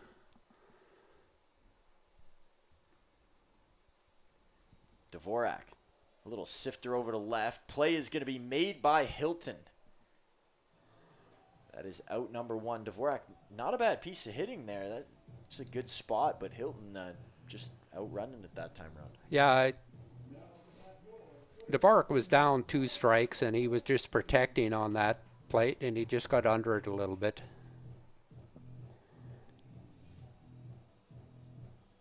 So Tyler Vanesti, him and Dvorak probably feeling a lot of the same emotions right now with not being able to get things going and knowing that they're capable of more.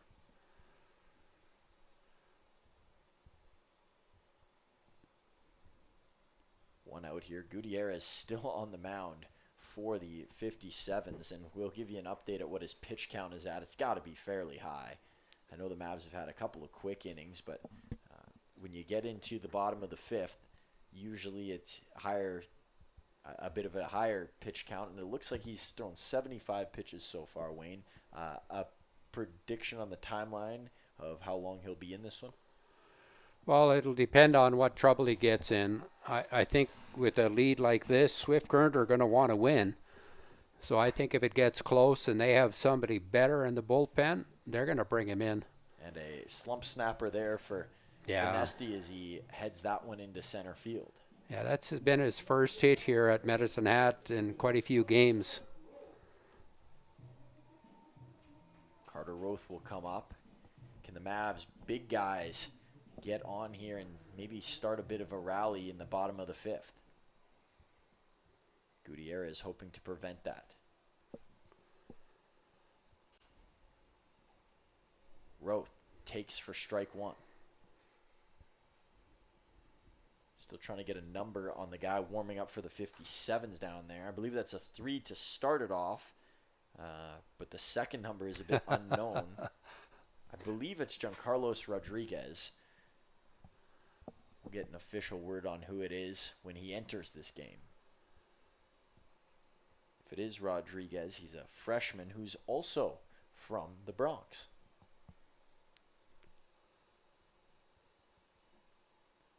One's across the board, one on as well. Roth waiting on the pitch. That one will stay high.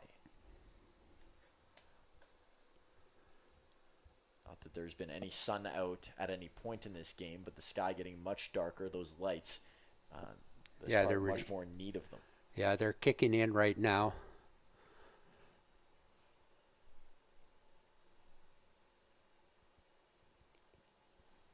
Two and one. A couple of snappy steps here from Gutierrez. Ooh. And there's a strike to Roth. Gutierrez got the call on that one.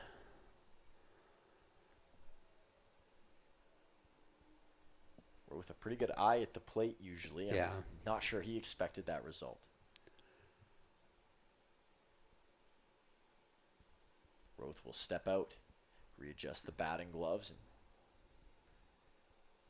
think about what he wants to see here from Gutierrez. Well, we've seen Roth get hits this year even when he's fooled on pitches. He'll flick his bat out and hit it over the infield, and he'll hit it over the infield anywhere, quite often into center or to right field. Yeah, I don't want to compare it to Luis Arise because I think he's got a bit more pop than Arise does, but a similar thing. Stick your bat out, and put it anywhere. That was a close call. I thought at first the umpire was going to ring him up, and then he deferred to the first base umpire, and Roth got the call, so it might be even up now. Full count. Gutierrez hunts for one more on the mound as he eyes down Roth. Long wait. Here it comes. That ball's going to get by. Doesn't matter. Vanesti was off to second anyways, and down at first base now will be Carter Roth. Still just one out on the board for the Mavs. Adam Volcano, who's been a rally starter in the past, comes up, and that big one in Regina when they had that comeback, I believe it was the 7-1 game, was all started with a home run from Adam Volcano. If he were to put one out here, it'd be a 2-run game, and the Mavs would have to feel like they would be in good company.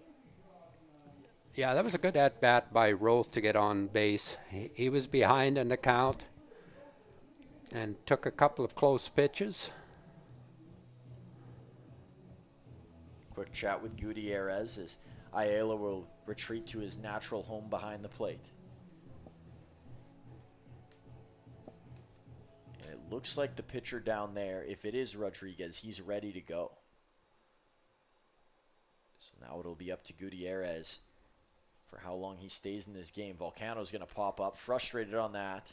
This one will tail all the way out into center field, and the play is going to be made. So the center fielder, Ayala, getting under it. Ayala, apologies. And Chabot. If he could have that double that he had last time off the wall, that would be a pretty sight in this scenario. Might be asking for Yeah, too we need much, a hit 2 outs. here.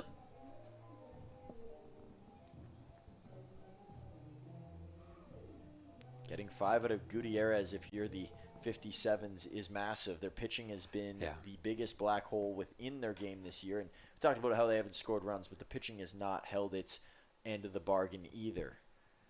Gutierrez having one of his better nights this season as he gets a swing and a miss there from Chabot. Gutierrez walked into this one with a 4.26 ERA. That should be going down if he escapes this inning. Yeah, he's done a good job. Mavs only have 6 hits on the night. This is the 6th inning. 5th inning, I'm sorry. Chabot. This one's going to roll real slow. Gutierrez to first, and he converts.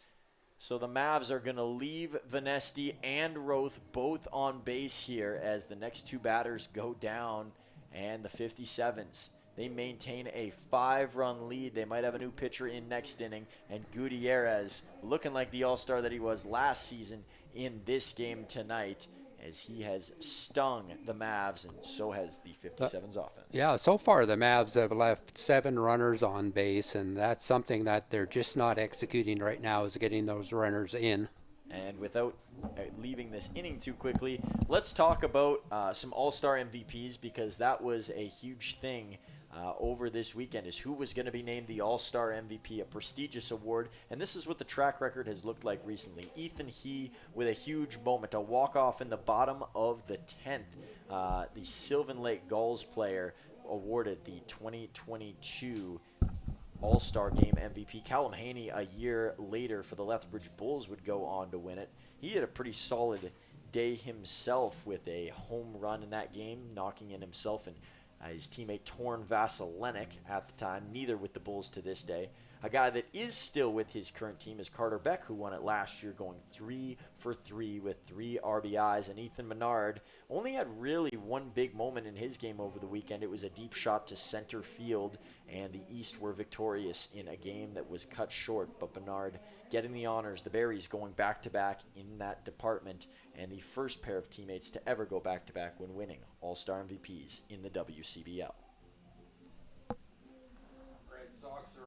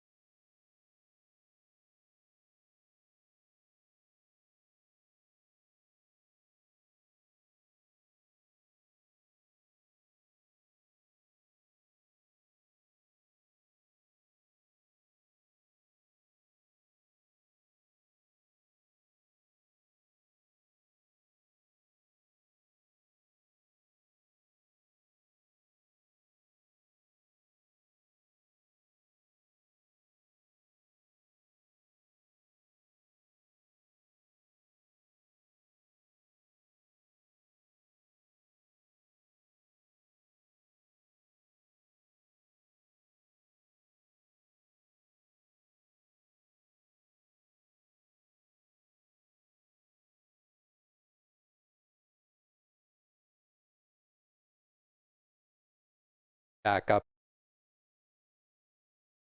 base. Braxton Vale back up to bat, and I'm not sure if you caught Wayne saying that in the background there, but he's back up because of the out at third. So not most times you don't get redemption at the plate. I'm not even sure if we could consider this that, but another round here for Braxton. Another round against Cockrell, who's back out on the mound. He'll flinch there, but he won't swing, so it's 1-1. And still somebody warming up down there, and I think there's a bit of rain in the area. I'm just judging by what I see over on the bleachers. They are covered in water. I'm not sure it's a downpour by any means, but definitely a little more wetness than before. Yeah, no one's got the umbrellas out, or nobody's moved out of the rain. So it can't be raining all that much, if it is. Cockrell behind in the count, 2-1. Hittable count for Vale. Here comes the throw. Vale's going to swing and foul it behind him.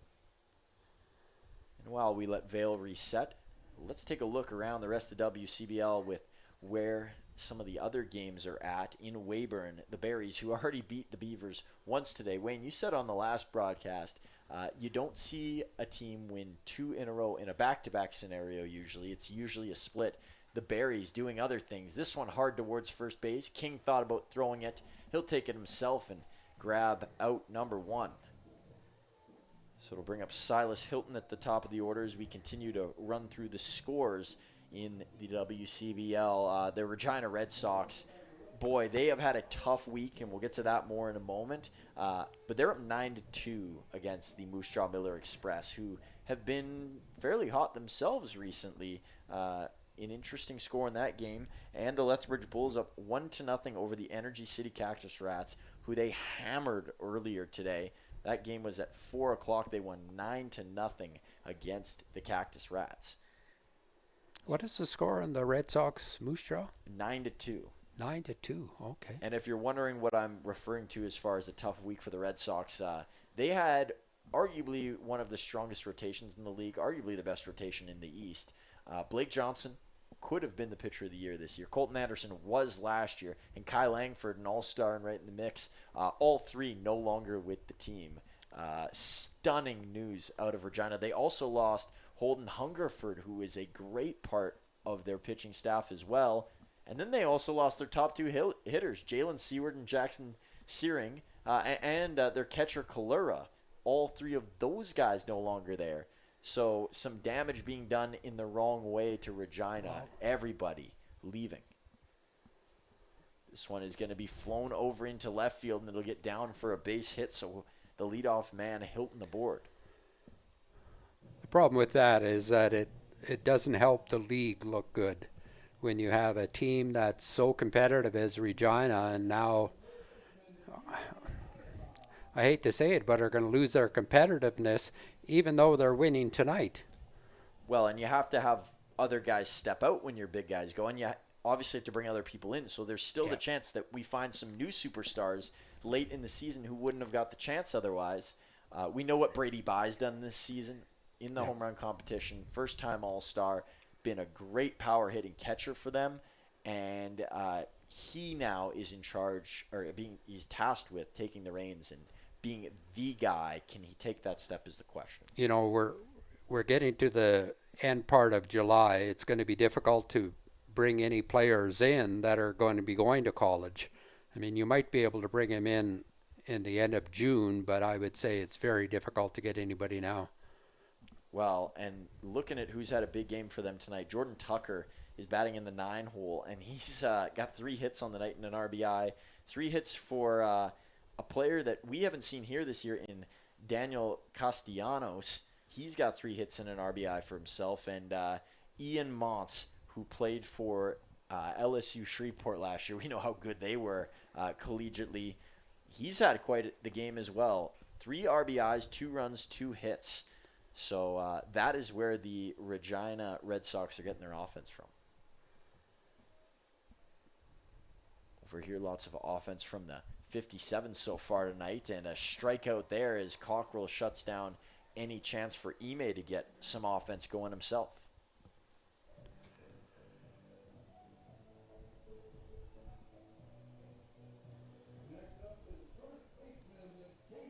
Casey Prychek, first baseman tonight, but also a catcher, although hasn't played there a lot this year with how much time Luis Ayala has gotten.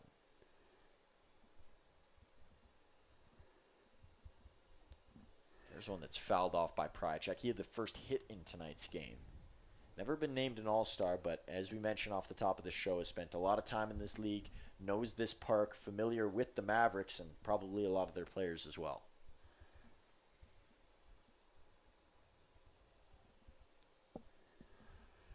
No swing from Prychek there. It's 1-1.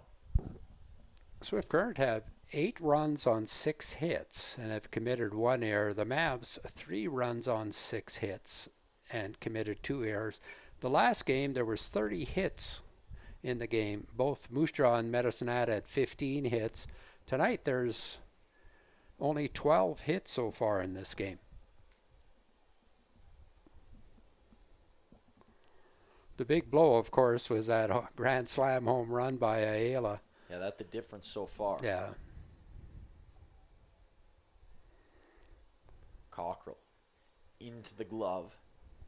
Stares down to Chabot, and that one's going to be grounded. Roth into his glove. Took an extra second to make the right play, and he converts over to Nate King at first base. So a 0 on the board. That's back-to-back zeros for Cockrell and the rest of this Mavs crew. Can the runs come alongside it now as they get ready to go in the bottom of the 6th inning? We will have to see, but time is running out here from Athletic Park on a gloomy day.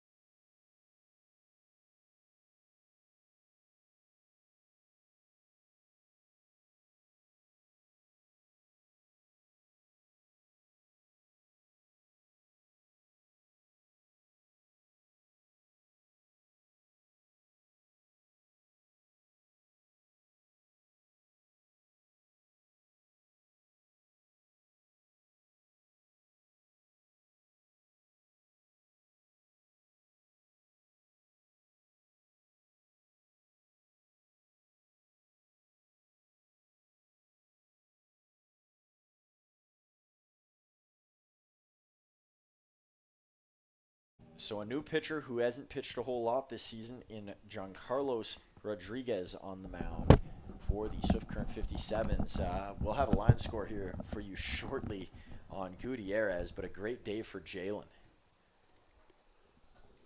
Dale's going to take that one for a strike. And all we know about Rodriguez is he has struck out a few batters this year, but he's also walked a couple batters this year. So I'm not sure if that tells you anything. It tells you he's a pitcher because they, of course, do both. We'll see what side of the coin he's on today, if it will be a walk party or if it will be a strikeout fest. Well, it's got a good fastball by the looks of it.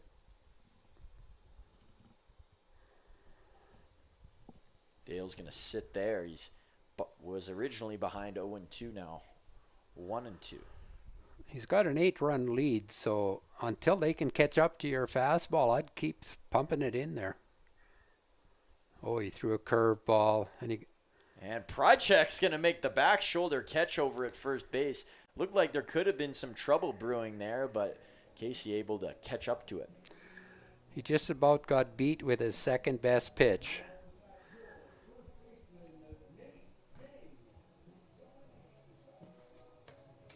Nate King, his first visit towards Giancarlo Rodriguez here.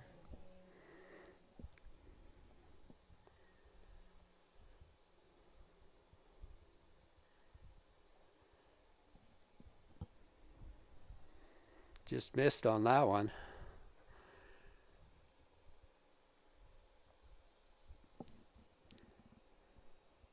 Rodriguez a step backwards. Quick tap of the hat. Long stare here towards Ayala. That one's going to float up high.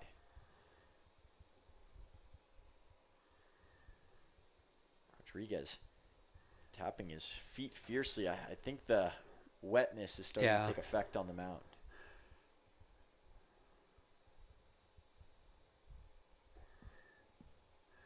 Rodriguez. Yeah, the mound would be a clay versus the shale sand mix that's on the infield, so it probably sticks to the cleats a little bit more. King has seen 3 consecutive balls come by. Yeah, he just has to keep the bat on his shoulders for at least a pitch. And it's a 4-pitch walk to Nate King. Mavs need base runners. That's one way to do it against Rodriguez.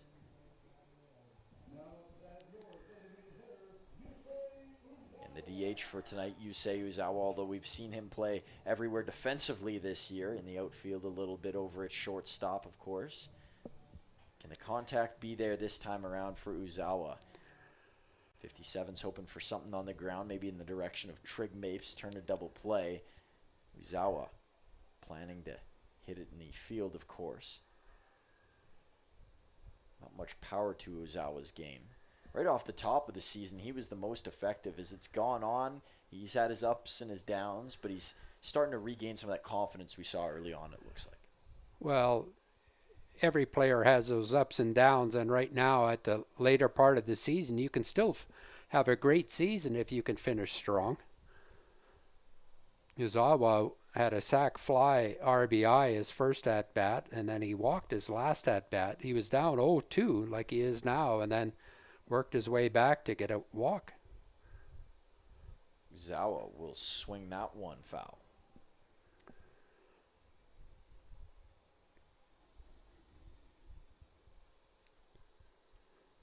You say right back into the batter's box. Waiting on the pitch for Rodriguez. Rodriguez, a quick look over at first towards King. And now we'll get ready to deal. Here comes the pitch. Uzawa fouls it again. Good battle here from Yusei.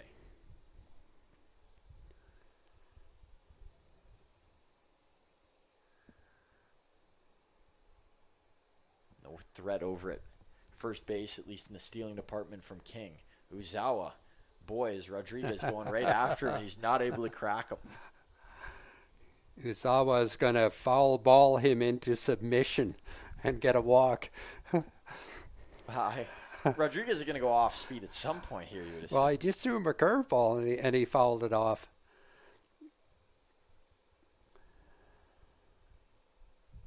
There's another slow roller. That'll be a tough play. And Mapes is going to throw it wide. Uzawa's going to get on his horse and go to second. King is going to tap around third. He's being sent by JT, and he is in there. Uzawa gets a couple extra bags, and the Mavs now behind by just 4, and they got one in scoring position with 1 out. Good heads-up base running by both King and Uzawa. Well, Uzawa just put the ball in play, and when you're down 0-2, that's all you can do. And, you know, they're giving Mapes an air on that, but, boy, that's another tough play. I think Uzawa deserves a single on that. Who knows whether he would have been out or safe at first anyway. Yeah, Uzawa with that electrifying speed, and a guy at the plate who shares a common trait, Jeremy Freeman Jr., foul this one backwards. This is a pitcher in Rodriguez where if a Johnny Volcano or an Aaron Volcano who hunts fastball is in the game today, those guys would love to face a guy who's chucking high heat. Yeah, we got a chance here to score another run and get within 3. Infield is playing back. Freeman just hacks that one aside. The only players on the infield that will stop Uzawa from scoring are the third baseman and the pitcher.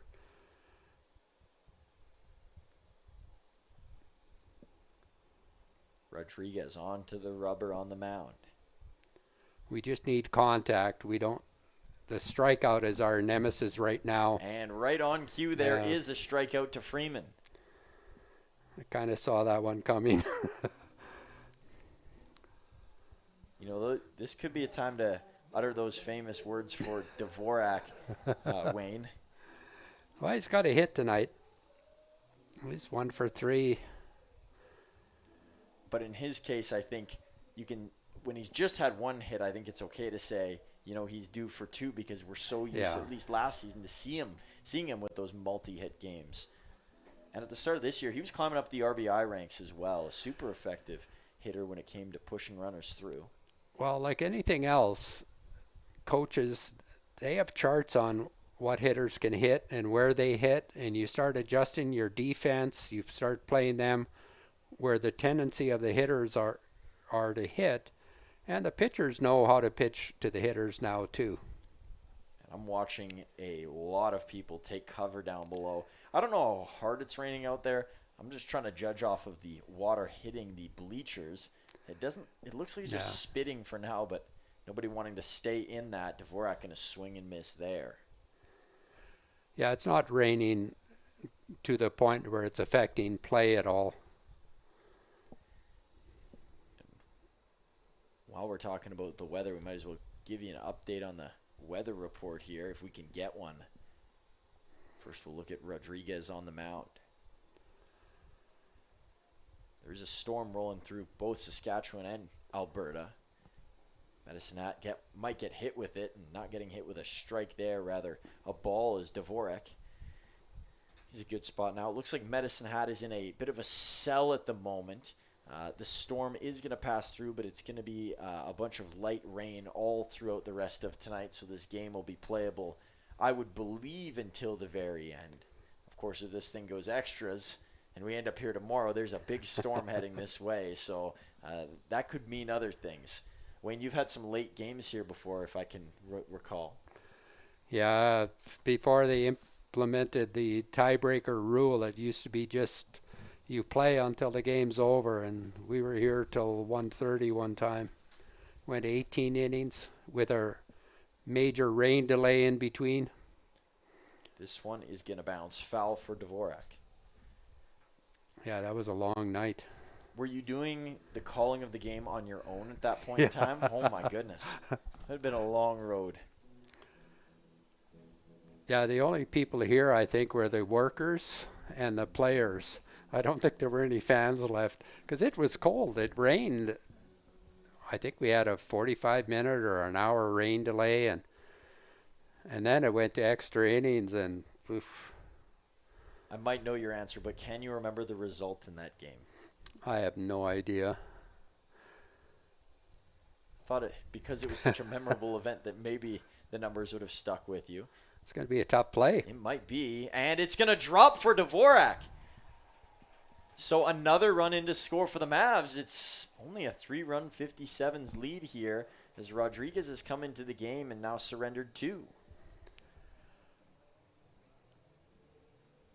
So we weren't sure what we were going to get out of Giancarlos Rodriguez out there tonight. And, you know, at times he looks like he's just going to blow a bunch of fastballs right by you. And at other times, I mean, that one a bit more unlucky. And I guess the play on defense a bit more unlucky as well, but he's letting hitters stay in some of these counts. Well, that was a good pitch. You got to give credit to Dvorak on that. You know, sometimes as a pitcher, you just got to tip your cap to the hitter and say, you know, I thought I had you.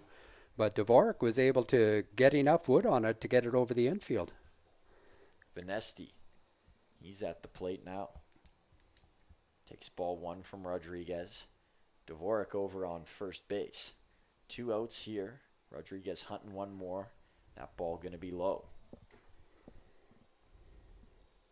Still a little bit of life in the Mavericks here.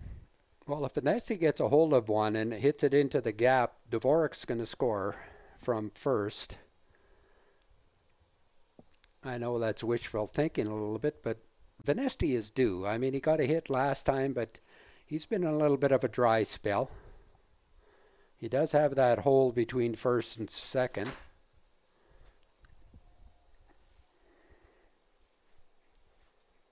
Vanesti taking again.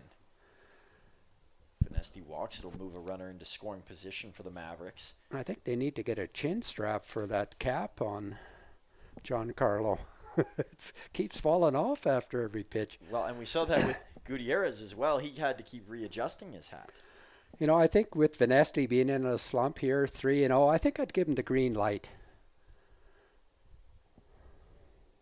And a strike there to Vanesti. And while Vanesti's up to bat, got a chance to meet his dad Joey at the All-Star game. I appreciate him coming over and saying hi to me. Good to meet him and you know the rest of his family. And if they're listening on this broadcast, we say hello from Medicine Hat as TV's going to hit that one over to first. Tap of the bag from Prychak, and that will do it. But the Mavs, a little bit of revenge. They get 2 on the board. Who was that came over?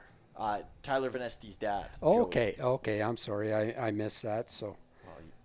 Yeah, they've been huge supporters of the Mavericks. Every time they go to Saskatoon, I shouldn't say every time, but at least once a year, they have a family gathering there, and good for the Vanesti family.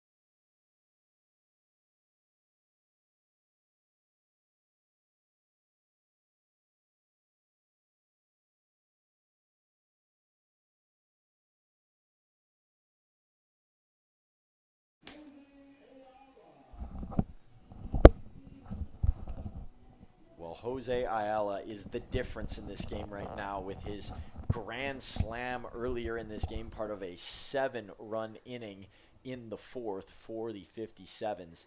And in a 3-run ball game, Jose's got to be feeling pretty good about his performance tonight. He's had a couple of hits and has been a strong provider in the offense department. But he's facing a new pitcher now and a guy coming off of his best game of the season, and that is Garrick Levesque. Down in Moose Jaw, he had things moving, and we'll see if he can get to that mode here.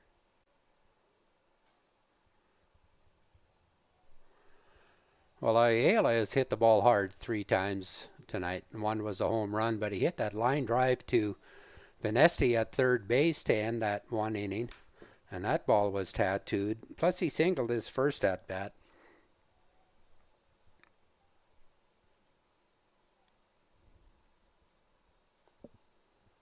This one is punched over into center field. Freeman had a track on it, and it's going to go over his head and to the wall. What a night Jose Ayala is having, as he has an extra base hit here to begin this inning. Wayne, what can you say about the performance out of Ayala beyond what we've already mentioned? Well, when you're hot, and he's hot. Yeah, it wasn't always this way this season for Ayala as he comes into this game as looks like Levesque having a quick talk on the mound with Chabot. But back to Ayala, he's batting .264 so far this year. He's got 5 homers, so I said that he was near the top of the league last year, and those numbers had dipped, but they're still fairly high. Yeah. He leads the team in RBIs with 25, but he does have 38 strikeouts, which is, I believe, a team high.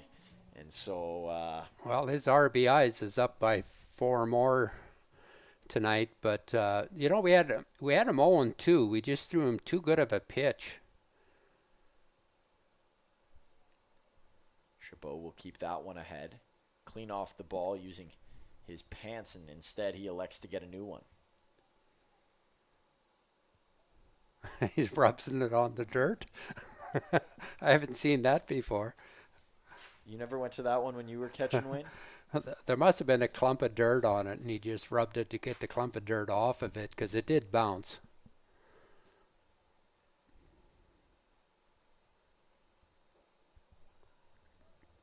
Gravitating towards that one behind the plate is Chabot. That dragged him a long ways.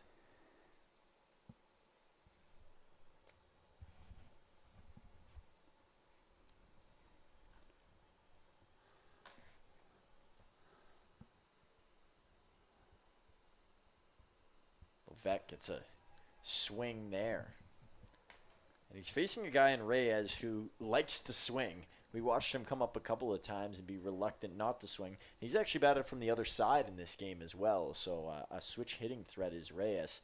We'll see if he can hold off here. He's got a favorable count.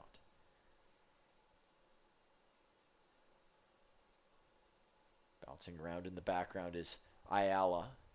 No swing there from Reyes.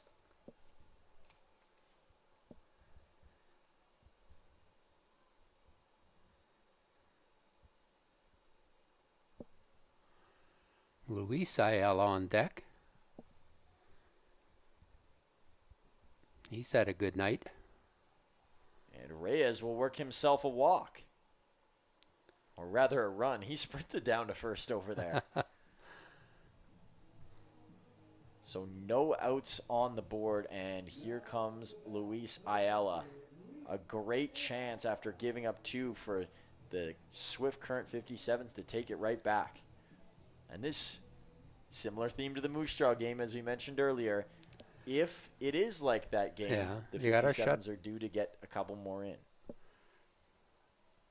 Well, King is right in at first base expecting a bunt, and there it was, but he's fouled. Do you like this plan even with how good of a hitter Ayala is? Yeah, I do, because you want add-on runs, and right now, you've only got 7 hits in the game, so let's put the pressure on the Mavs defense. Get the runners over to second and third. You got an opportunity for a wild pitch, pass, ball, sack, fly. Swing and a miss this time, as electing not to try the bunt was Ayala.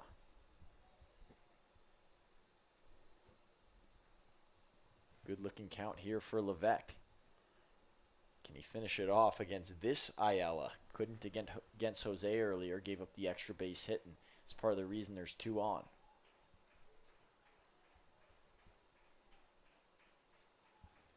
Here comes the throw, and Chabot with a spider-like reaction on all 4s to grab that.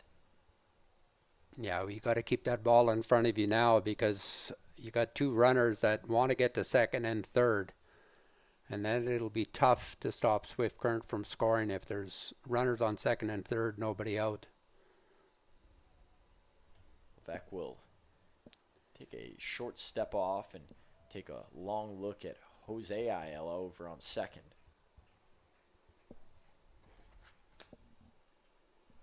Ooh, that one's going to get by. Chabot won't make a throw as both runners are across, and the bunt wasn't even needed. It was a No. wild pitch that did it.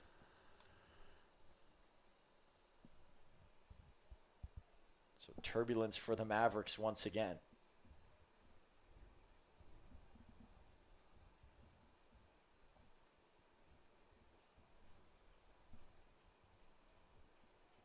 Levesque will hang his arm as he does so often. Check back in. Looking at Ayala, that pitch is low. Yeah, we had him 0-2, and now the infield is played in, which they have to. Strikeout is what you really need here, or an infield pop-up. See if the Littleton, Colorado native can do so. This one is going to be hit through the glove of Vanesti and into left field. Reyes will slide through third there as I think he was trying to stop there. We got a little slippery and moved over the bag, and another run in for the 57s as their lead back up to 4.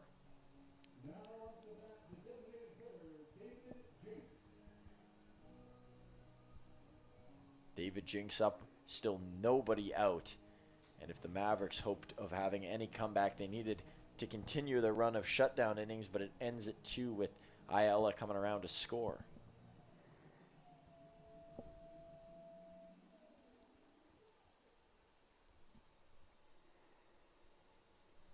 Yeah, we're in damage control right now.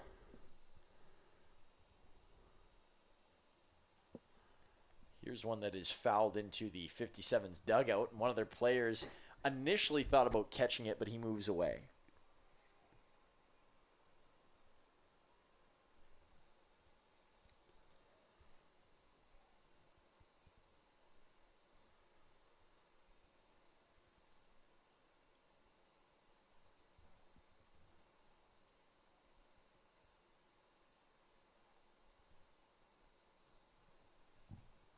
One strike, no balls. And of course, nobody out with the 2 on. Levesque going to miss low. Swift Current are just playing with house money now. They've got a 4-run lead, runners on the corners, nobody out. And I want to ask about Levesque, Wayne. What are you seeing out there? What do you think the struggle has been with him? Well, just being able to throw those pitches that are going to be down in the zone where you can get a ground ball. You know, unfortunately, he's had 2 hitters now that he was up 0-2, and he hasn't been able to get either one of them out. And, you know, you've got to make a better pitch when you're up 0-2. And when we've seen him get them down, they're way down and not very competitive. Yeah.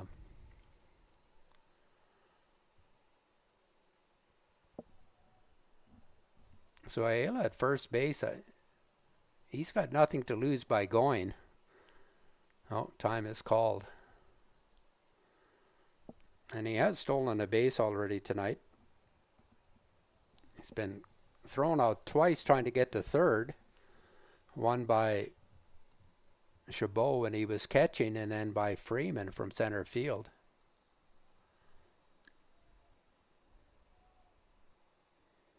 Count moves to 2-2, and let's take a look at a couple of the games around the league.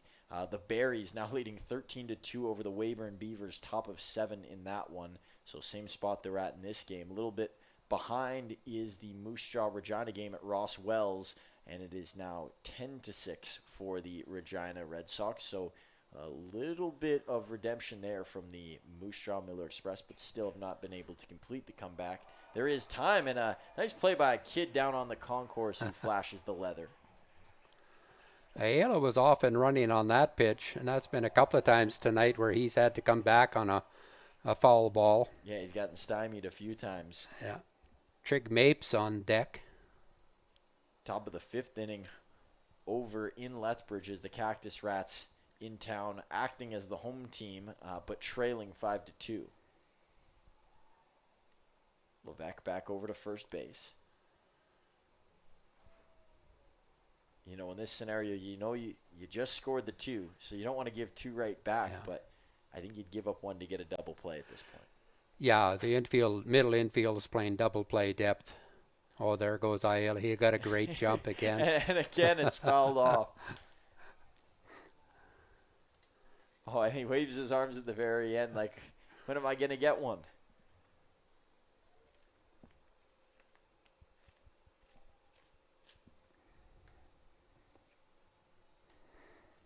Right now, it's just important to throw a good pitch low in the zone. Keep the ball on the infield. That pitch not low by any means. Yeah, Levesque had this hitter again, 1-2, and now it's back to a full count. Swift Current are having good at bats. You know, they're not chasing, so you got to tip your cap to them as well. And it is another scenario with the bases loaded for the 57s. And Levesque still has not gotten an out in a game that continues to drag on, in an inning that continues to drag on.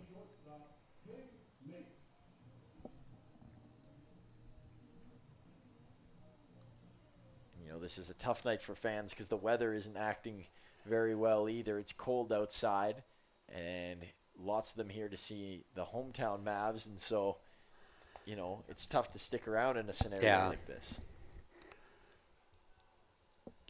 Yeah, I would think that if Swift Current score 2 or 3 more here this inning, we're going to see several of the fans leave. There's conference on the mound right now. I think that was called by King.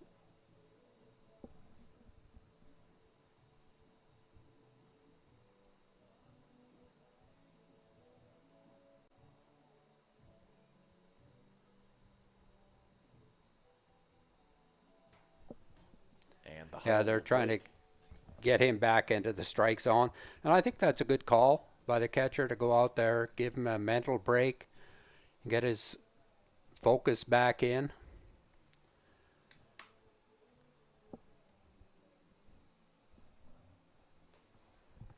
Entire infield playing in, especially down that right-hand side. Look at Roth over on the green grass.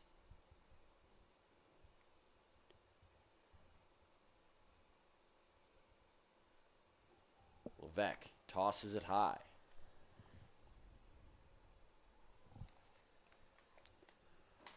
Yeah, the infield has to come home. They are playing in.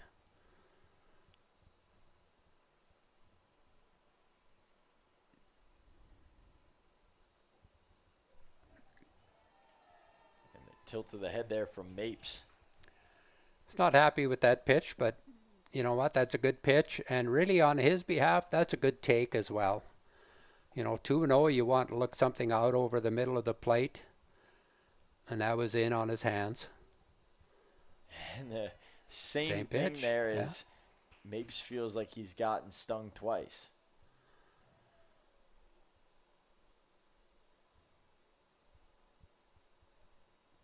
If he could throw it there again, he's probably going to saw him off, and he might get a weak ground ball. Swing and a miss. Not the same pitch this time around. He gets Mapes trying to fish out the other way.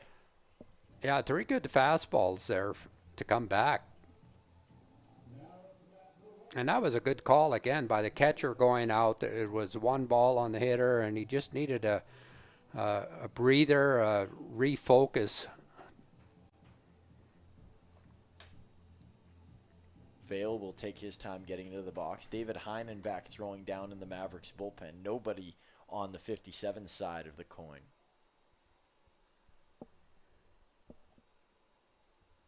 Levesque still needing 2 more outs to survive this inning. He's going to get a foul off from Vale. Boy, if his team could squeeze out a double play here, changes how you think about this game. And Levesque, I'm sure, would be very thankful after what he's endured. Yeah, if you only give up that 1 run, it's going to be a momentum changer, and you can get the momentum back sometimes by offense and sometimes by defense.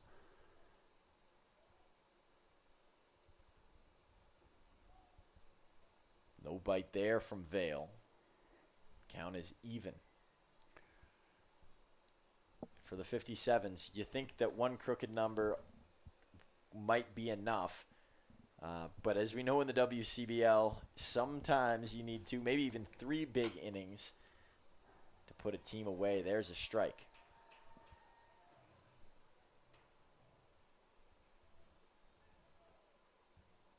Well, I think I read a stat where 60% of the games, the team that wins will score more runs in one inning than the other team will score in the whole game. Well, that's fitting right now. Yeah. Here's going to be a ground ball, maybe a chance for 2. And instead, they're going to go over to first, and that play's not made by King with a low throw. Now over to home, and 2 runs are in to score. A disaster for the Mavericks. They don't even get 1 out of that. Yeah, that was a tough play. Again, it was hit right where Blake Dale had to come and make a very difficult throw across his body. He's going to be getting an error on that. Do you think there was a chance for him to go to second on a play like that? No, not on a play like that. There was his only play was at first.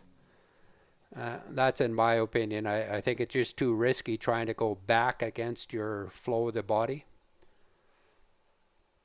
It's now an 11-5 ball game here. Still runners on for the 57s, and the Mavericks still have to get 2 outs here in the top of the 7th.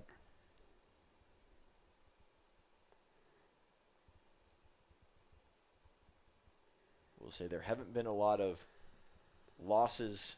Well, this isn't a loss yet, but losses that would look like this in the season where the Mavericks just do not play a complete game in any sort of fashion against another team who hasn't played a complete game for most of the season. And they come in here and they play spoiler in many ways.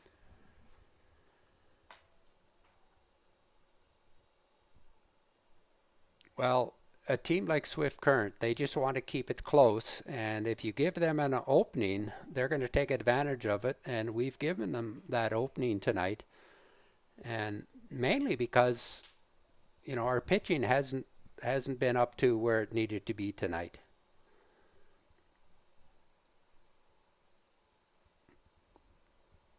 Swing and a foul tip there.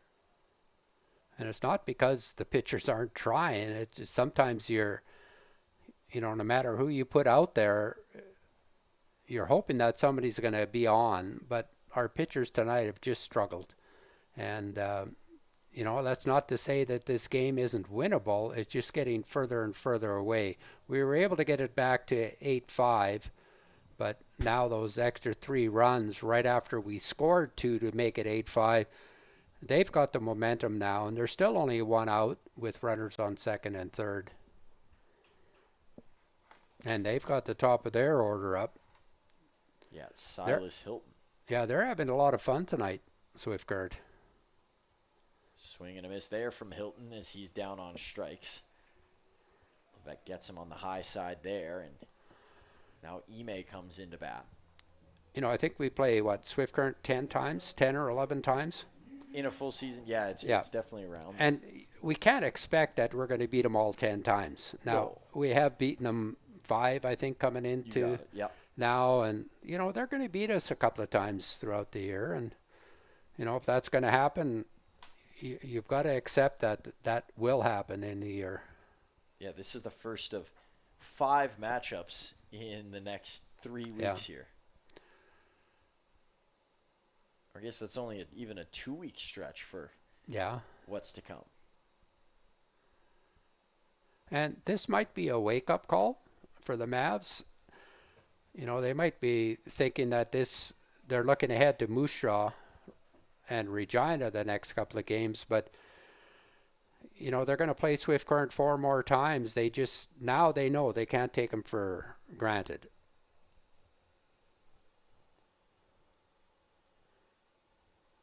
Here's the pitch from Levesque, and it is going to be sent to the netting.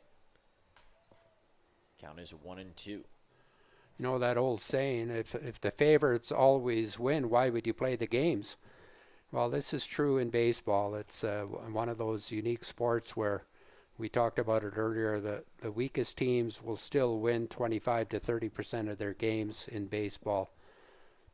Yeah, and the 57's on the verge of getting their 10th win tonight. I believe they'll be the last team to get to 10 wins this season, and Boy, that's a race in the West, isn't I it? was just going to bring that up. I was going to say Yeah. that is the most entertaining thing Yeah. in the league right now. I mean, so many teams within a game of each other this season.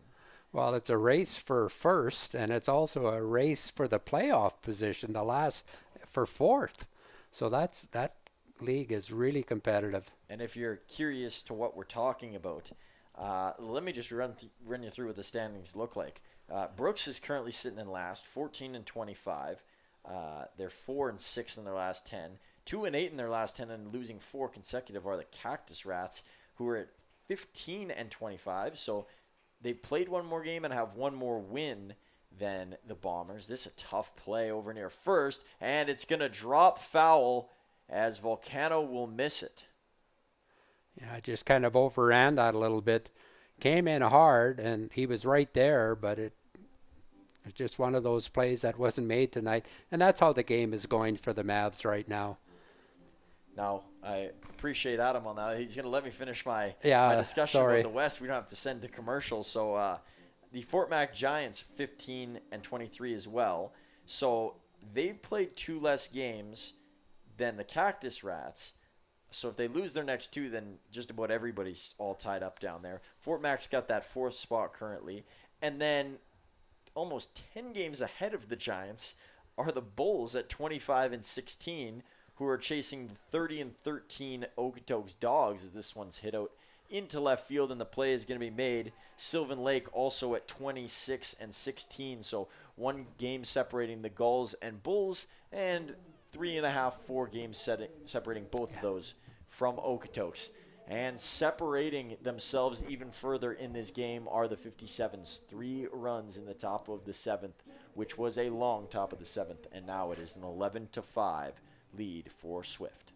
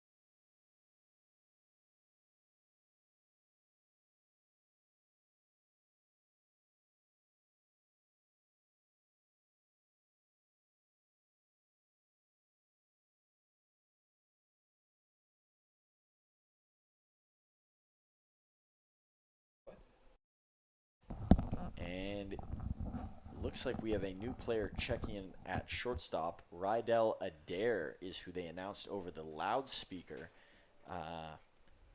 Rydell usually a catcher, so I'm not sure if they said he was at short or he's behind the plate now. I didn't catch all of that. Usually we don't find out up here. We just kind of randomly realize throughout a game when somebody makes a play that we didn't expect to make that like a play. But Adair in the game now, playing at Bismarck State, the redshirt freshman, local kid to the area of Swift Current, but I guess Sask as well, if we're talking about Saskatchewan, not Saskatoon. Giancarlos Rodriguez once again on the mound. Roth won't go there.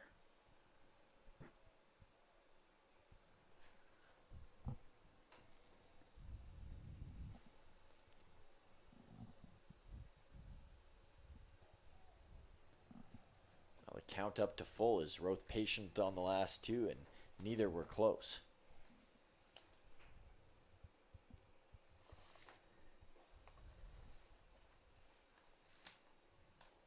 And Rodriguez is going to freeze Roth. Not happy about that one as he is down looking. That was a good curveball. It started right at Roth and then it broke over the strike zone. Roth does not chase those curveballs that are on the outer half of the plate. The only time you can usually get him is on that inside curveball. Adam Volcano up with 1 out, nobody on.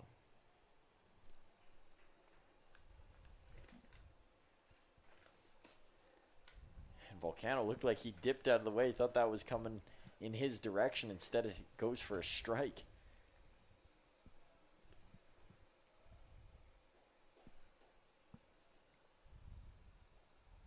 Two in a row here from Rodriguez.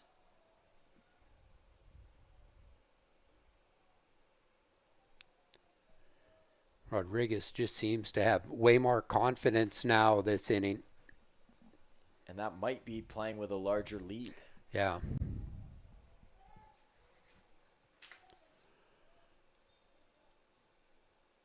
Wayne, when you're calling a game behind the plate and you get into a situation where you have a large lead, what is your job as a catcher in that, for at least for your pitcher? Well, number one, you want to stay positive all the time and keep encouraging him, because the pitchers can be very fragile, and you just want to work in the strike zone. You want contact, and that's what the pitcher should be doing, is pitching to contact. And as a catcher, you want to throw a pitch that you think you can get the hitter out, especially now that you've seen the hitters 2 or 3 times at the plate. As a catcher, you're starting to pick out their tendencies and see their weaknesses. So you're going to work with the pitcher, and by now you get a feel of what he's been throwing. If you were catching for Rodriguez in this scenario, are you don't even have to give him confidence because he's rolling so much? Yeah, but you can also tell by his stats that he can lose it very quickly too. So you've got to keep, when he's rolling, you got to keep him in that rolling mood. And when he starts to falter, you got to pick him up again and get him back into that flow of, hey, you got this. That was right there. Keep talking the positive to him. And in his arsenal, what pitch would you be, hammering for him to use here? Well, I think he's got a very good fastball, and I would stick with his fastball. But also, as a catcher, sometimes you're realizing that his fastball is all over. You might be calling it on the middle part of the plate or middle outside, and he's hitting inside or missing way away. He got the first couple of hitters out on his curveball. So sometimes that'll fluctuate from inning to inning as well. Chabot with a powerful snap foul. So 2-0, he came right back with the fastball, and that's what you want to do, challenge the hitter. And Chabot was late on it. So you'd call that again at 2-1 here? Yeah, I would. Like, what you don't want to do is go to 3-1, and then you're going to throw him the fastball. Throw him the fastball now. There it is. Right on cue. And now you got a little bit of play here. But I would still throw him the fastball. He hasn't caught up to your fastball, so don't speed up his bat by throwing him an off-speed pitch here and having him get out the front on it. See if Rodriguez goes for that. A juggle of the ball in his hand. Quickly into the glove he goes. Here it is. Oh, he threw him a I was curveball. going to say he ends up going Yeah. off speed. He wants to strike out. Maybe go the other way and speed him up once again. Well, I think Chabot, a lot of catchers can think along with a pitcher. And he might have been looking for that and was able to foul it off. But if he throws him another one, I think Chabot will hit it hard.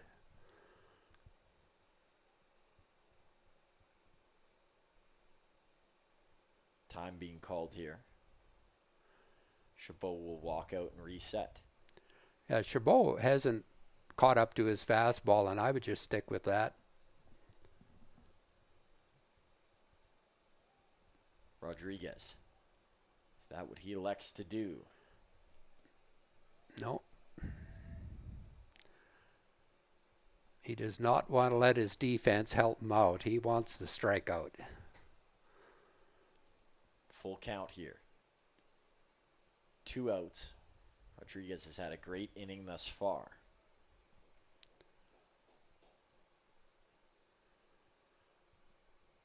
And he's going to miss with the fastball there.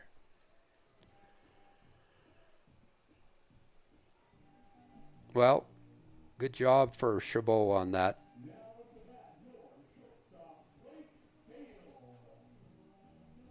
You know, he fouled off some tough pitches and he got himself a walk. So 1 on for Blake Dale. I guess we'll see if this affects Rodriguez's confidence. Obviously, he had confidence in himself to get a strikeout there, even though he wasn't successful. So that's the part you talked about prior. See if Ayala can get him back into the zone, and he does there with a strike.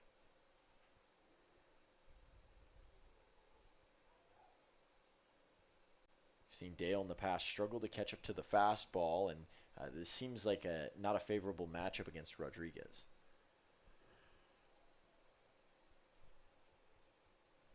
Well, Dale is 2 for 3 tonight. He's had a couple of good hits.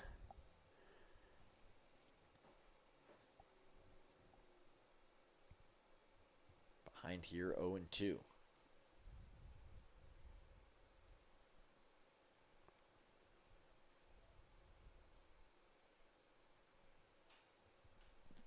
Dale is going to pull this one foul. Chabot is already rounding the bases. He'll have to head back.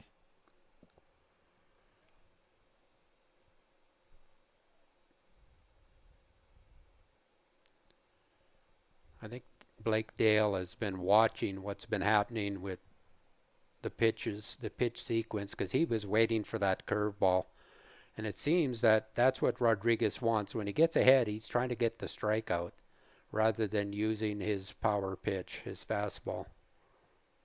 There it is again. Just not getting that pitch down so far. Yeah. Similar from what we saw with Sproul earlier in the game.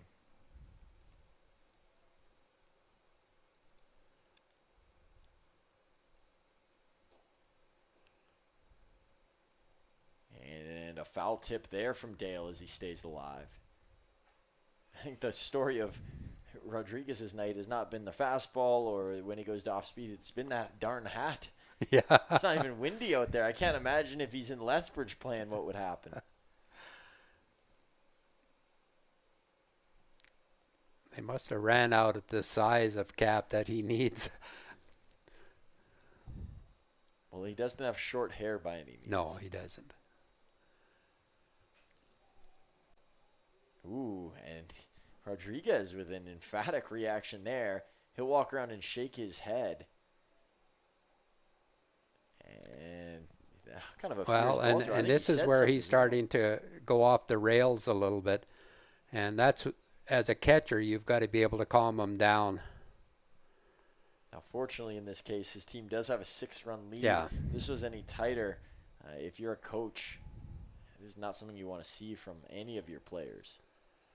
Blake Dale's having a good at-bat, down 0-2.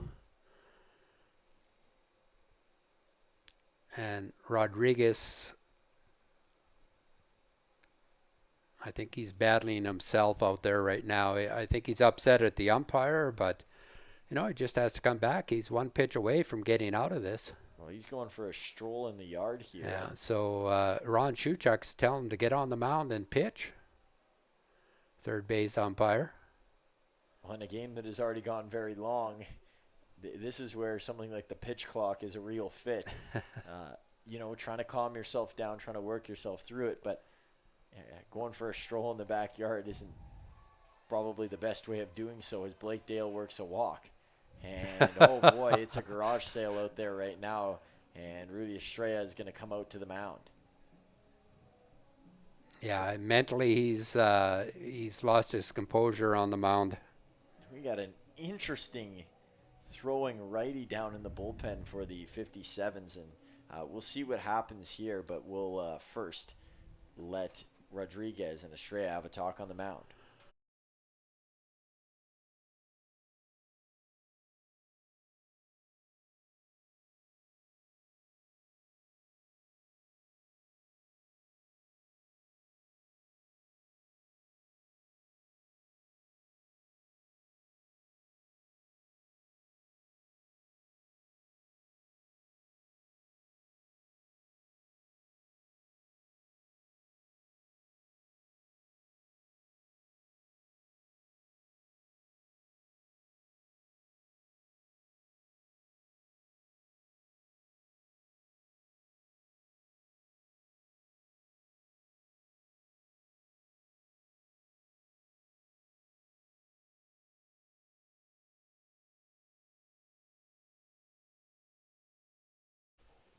Nate King with a hard swing at the plate.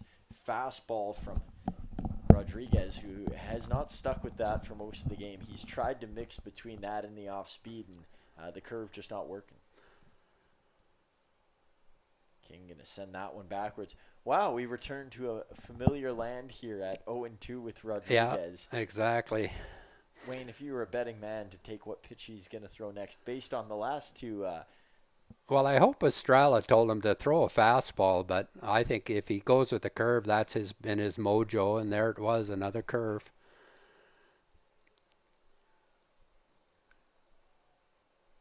You know, the Mavs are doing a good job. They're fouling off that curveball, and then he comes back to the fastball and he misses with it. And then he gets upset when he doesn't get the close call from the umpire.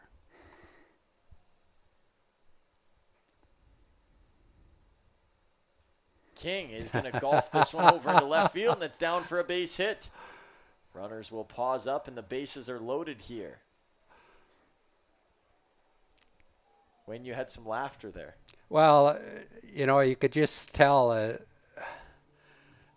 right now he was just trying to lay that in to get a strike so he doesn't fall, you know, get up to that 2-2, 3-2 count. And then once the ball is hit, he doesn't bother to cover at home plate at all. He's just standing on the mound. Seeing that as a base runner, would you have tried to charge down to home plate? I mean, no. It wasn't realistic, but. No. But good at bat by King. Bases are loaded here. Rodriguez has started to unravel, and that pitch indicating just that. And usually he's the type of guy that can earn another walk, because he'll play him out just by hitting foul balls.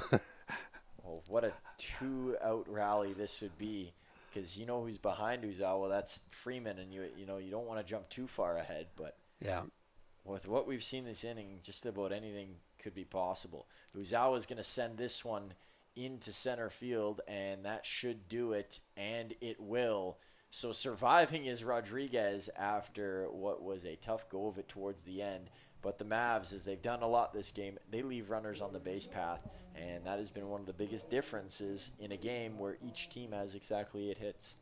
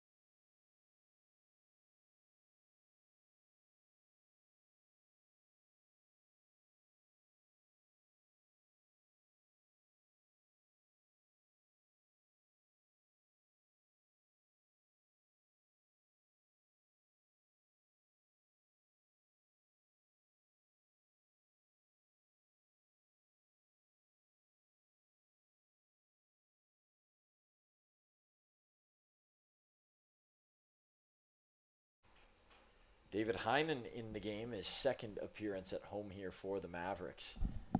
As we enter the top of the 8th inning, still a long way to go if you're still with us on this broadcast.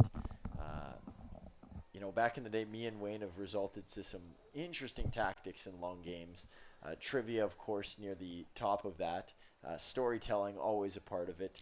And even one time, it was who could say use the weirdest word throughout the game. We got a little carried away with that, so maybe we don't get down that rabbit hole tonight. But we will try and keep you entertained, although it's even hard, and this comes from a very neutral place, but to stay entertained in a game that drags on so long and that kind of has the writing on the wall as well, regardless of which team is winning. Yeah, this game has been a slow-paced game. Lots of walks, lots of runners on base. And it just hasn't been an entertaining game from I guess from a Mavericks viewpoint for sure, but it had no pace to it. And I would say even, outside of the Ayala home run, which was a big moment for the 57s, and I think in a team that hasn't seen a lot of, great moments this year, something like that was so great, probably for, the fans at home listening, their team, the fans that made the trip out here, is this one's going to be grounded over to short, and Dale is going to throw a bullet, almost went through the glove of King at first, and that'll be the first out of the top of the 8th, so a little bit quicker than the first out of the top of the 7th. But Wayne, yeah, there are some great moments within this game for the 57s, but I even think with them, it has been a slow progression to getting those big plays. And when you have one kind of stuck in the middle of the game and you're just waiting for that next one, it can be long and drawn on. Well, what we've seen a lot of tonight from both sides, from the pitchers, is they're getting ahead, and then it's 1-2, 2-2, full count, foul ball. And when you have that many pitches in a game, I wonder what the pitches are in this game, but there has to have been a lot of pitches in this game because they haven't been quick outs. It's not like somebody's going out there and grounding out. There hasn't been a lot of fly balls. There haven't been a lot of ground balls. But there's been a lot of counts of getting ahead and then evening the count. So every batter has 5-6 pitches thrown to them.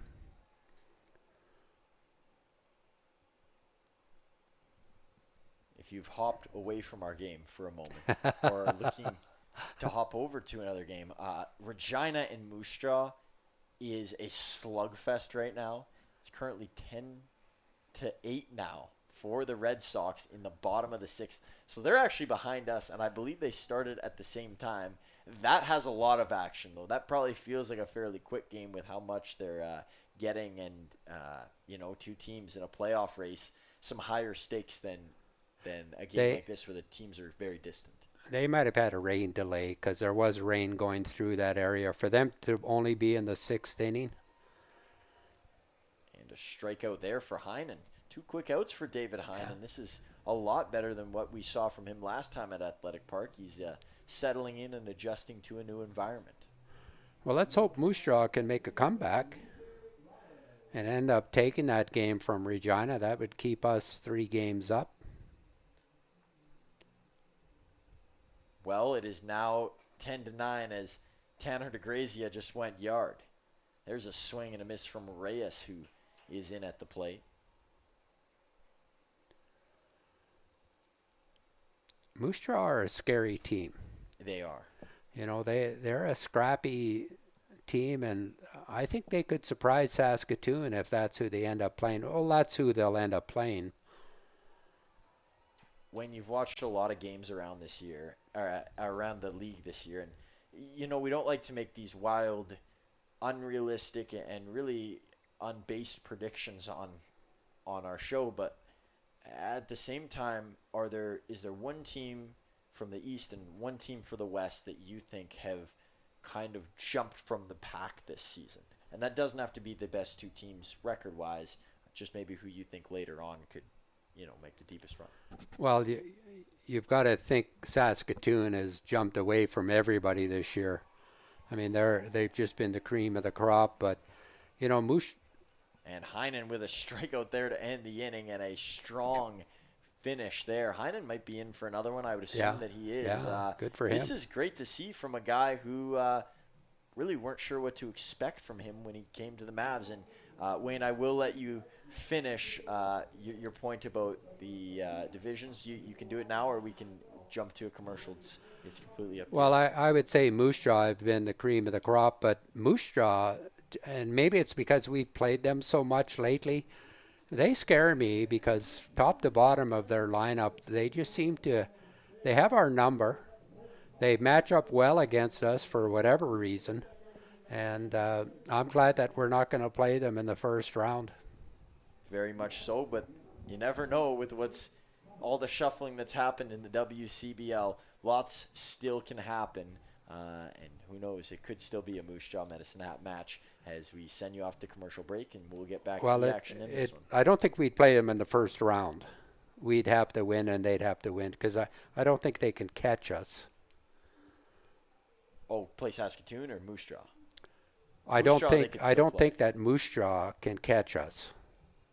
So we wouldn't play them in the first round. It'll be Saskatoon versus Moose Jaw in the first round. Moose Jaw could be a 3-seed and we could be a 2-seed. I don't think that they'll be a 3-seed. I don't think they'll catch Regina. Fair enough. That's my prediction. Okay.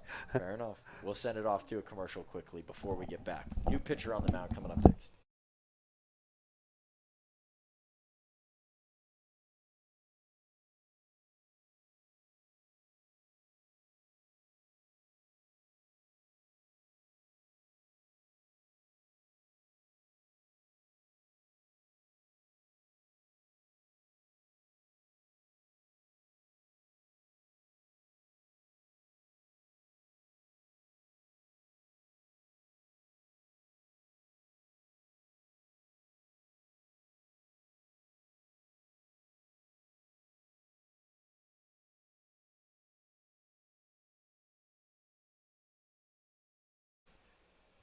And a new body on the mound for the 57s, and that is Chase Cummins, the freshman from Orcutt, California.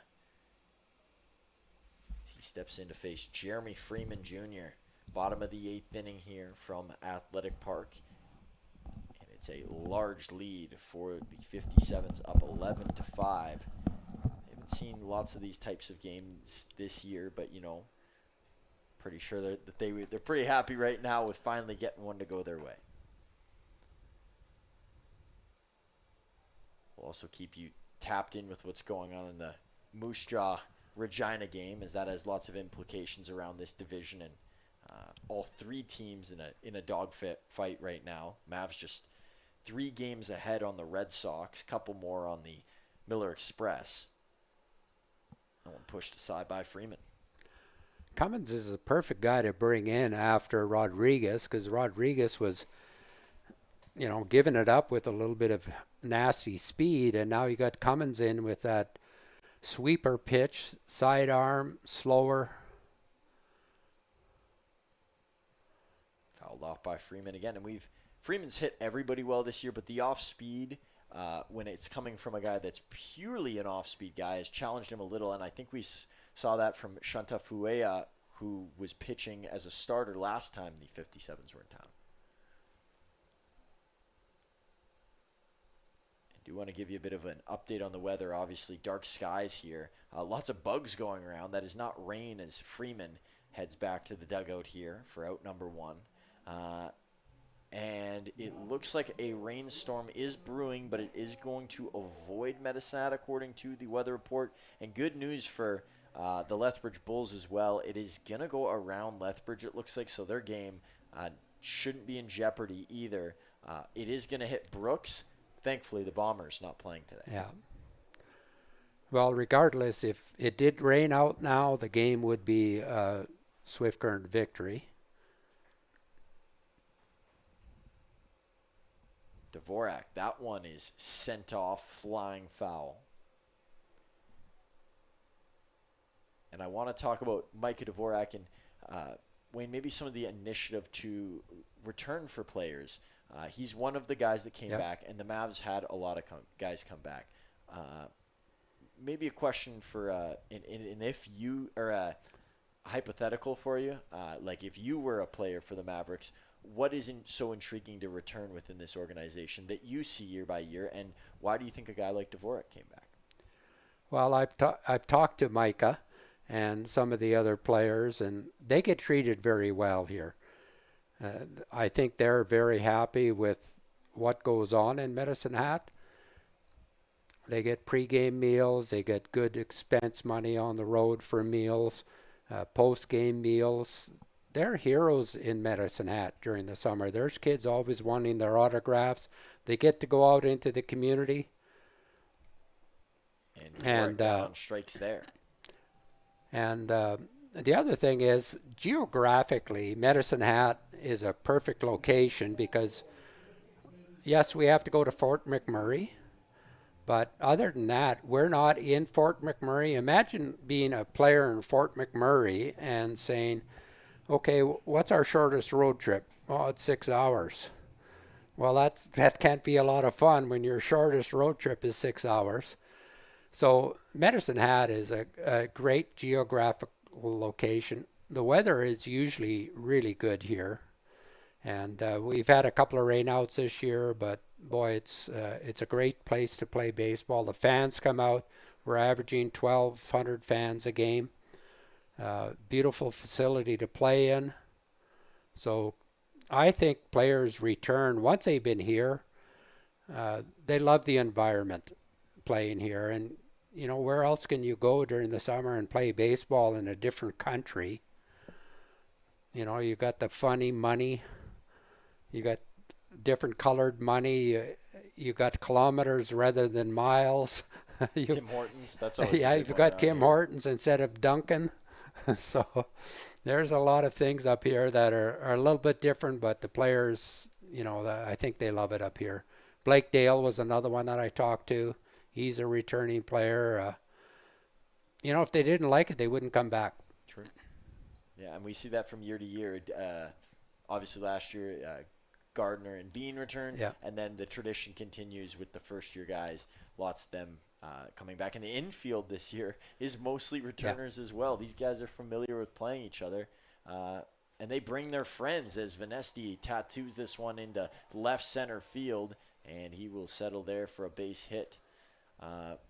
But you see, you know, another Volcano being added to the collection this year, and then Johnny Volcano plays with a guy like Carter Roth at Doan, and he ends up here. The sharing of the wealth has been super unique with this team, and we see that with a lot of teams. But with the Mavericks, they love being around each other, and that's apparent with, you know, bringing their friends along. And They get treated well. The coaches demand certain things of them that are going to make them better as individuals and as ball players. And, you know, sometimes you can go to a program that just doesn't care as much. And I think Greg and the coaching staff do a great job here. And that's just not said by players with the Mavericks. I got the chance to talk to Will Turner, who just played here on Tuesday with the Lethbridge Bulls, playing over third base. I originally asked him about the fantastic catch he made around the that big pole over by the Mavericks dugout. But then what he rather wanted to mention about that play is how beautiful this facility is and how much he enjoyed being in Medicine Hat just for that one day, and how, you know, super fortunate over here to have, you know, the things that this team has gotten. This one grounded over to third base and then sent to second for out number 3 as Roth grounding into the glove of Ime at third. And that will conclude our bottom of the 8th. So maybe a little bit more talk about the Mavericks, maybe a bit more talk about our league as we close this one out. One more to go here from Athletic Park as the Bugs, they are out to play as the fans have begun to go away.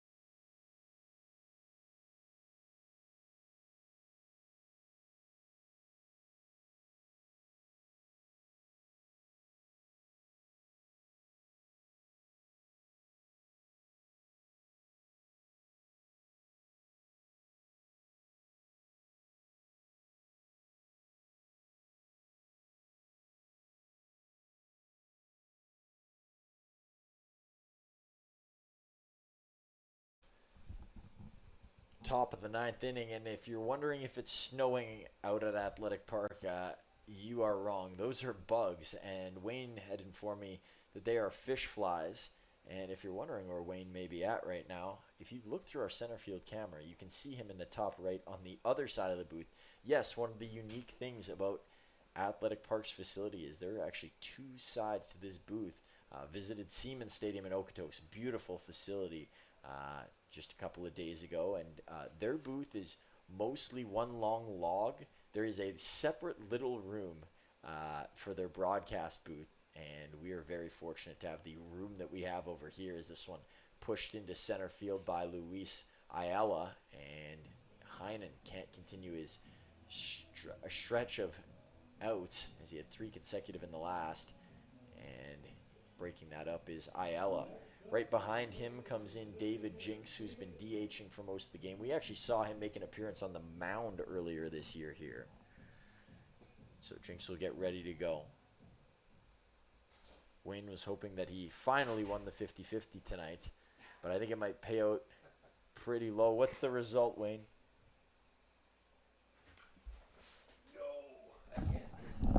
You can take a guess. The answer is no. It's a no.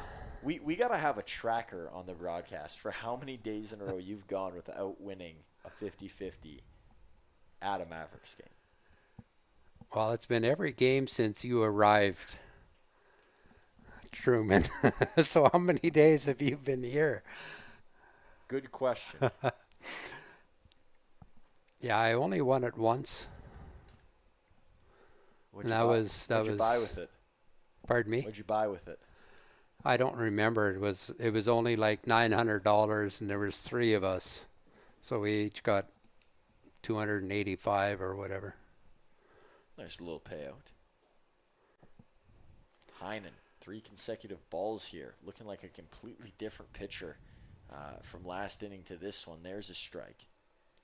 And those bugs are showing no mercy out there. I'm not sure if they have any effect on Heinen at the mound. Right now they're hovering above in the sky. They only go to the light because of the heat in the light, so they're not on the field at all. This one's going to be hit over into right field, and for a count that didn't start well for Heinen, it sure finished nice with a fly out. Ayala almost looked like he was going over to second there and quickly retreated.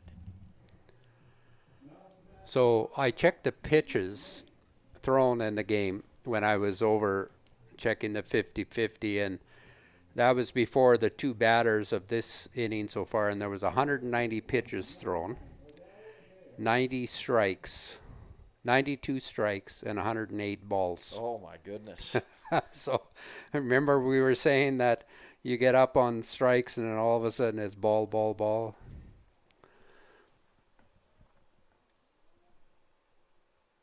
Yeah, Heinen continuing that trend here as well, at least in this inning with several consecutive balls. There's a strike finally. Had 3 in the last count before he worked it back with a strike and obviously then forced the fly out. You'll see Trig Mapes here, or rather Rydell Adair, who's come into the game to replace Mapes.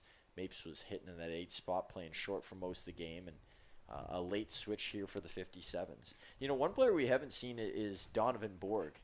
Usually plays in the infield. I think every time the 57s have come here, he stayed out of the lineup, player out of Cameron University.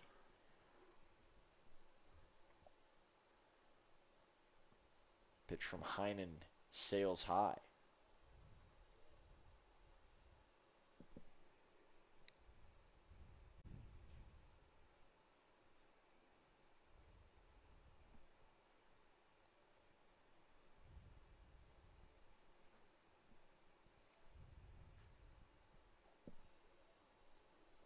There's going to be a strike turning away. There was Adair. He thought he had a base for himself. Instead, he'll be welcomed back to the plate.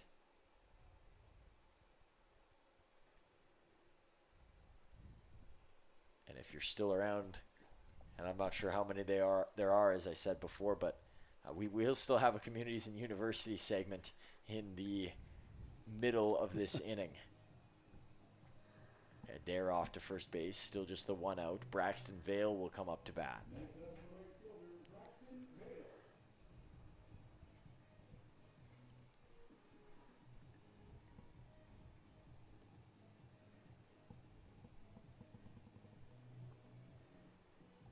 Heinen taking a long look behind him towards Ron Shuchuk. I'm not sure if they're talking at all. He's still looking back there, maybe waiting for a signal to go. I just want to apologize for any bugs that may zoom onto the camera here in center field. That is out of our control, and I know we had the one spider on there earlier this year, and Austin L., our director of operations, was fortunate enough he went up there and wiped it off with a broom. But it is not something that we can do a whole lot about. So once again, apologies if that does occur. Vale chooses not to go there, and it results in a ball. Yeah, these fish flies that are hanging around the lights, they come out every year, and they only last 24 hours, and they might be here for a couple of nights, and then they're done. They've been doing this ever since the Blue Jays were here. It's a long history of what this makes this park unique. Tough play over to first, and it's going to be made, so both runners move into scoring position here, but the out made by a charging Blake Dale. Yeah, it's a good play by Blake. 2 outs, Heinen hunting for one more. What has been around longer, Wayne, the Ospreys or the Bugs? The Bugs. The Ospreys have just been here for, I think this is their 4th year maybe. Yeah, those fish flies. And they're really something when you go on the bridge across the river, because they actually come from the river area, and when you cross the bridge with the lights, they're on your way home. Well, you won't go that way on the way home, but I will. You're and doxing they're just flooding the lights.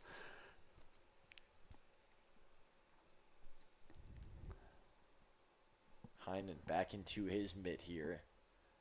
1-0 count. I think he started behind just about every time, but has started to find a way to work his way back. He's got at least one walk in this inning.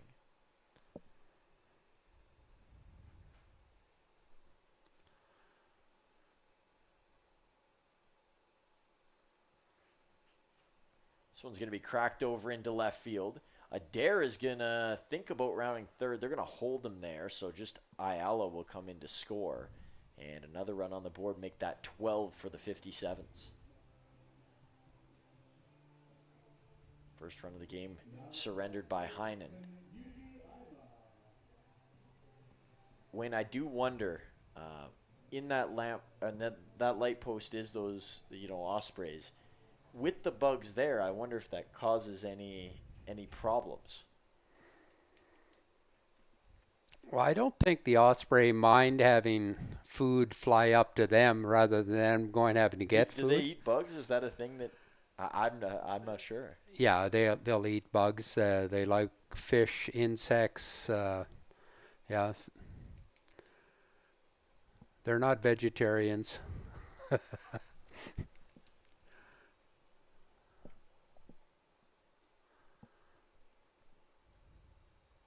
Heinen is going to get a slow play. grounder. Oh, tough play is right. And it's going to be made. Wow. Tyler Vanesti, an underhander made by King over at first, and that will do it for out number 3.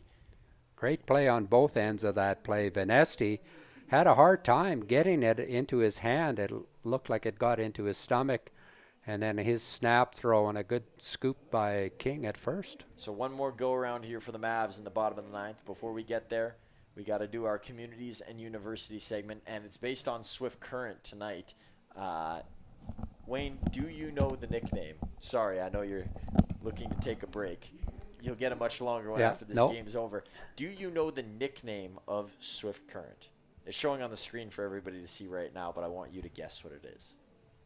You mean the Speedy Creek? You got it. Speedy Creek is correct. Oh, yeah. And why is it called Speedy Creek?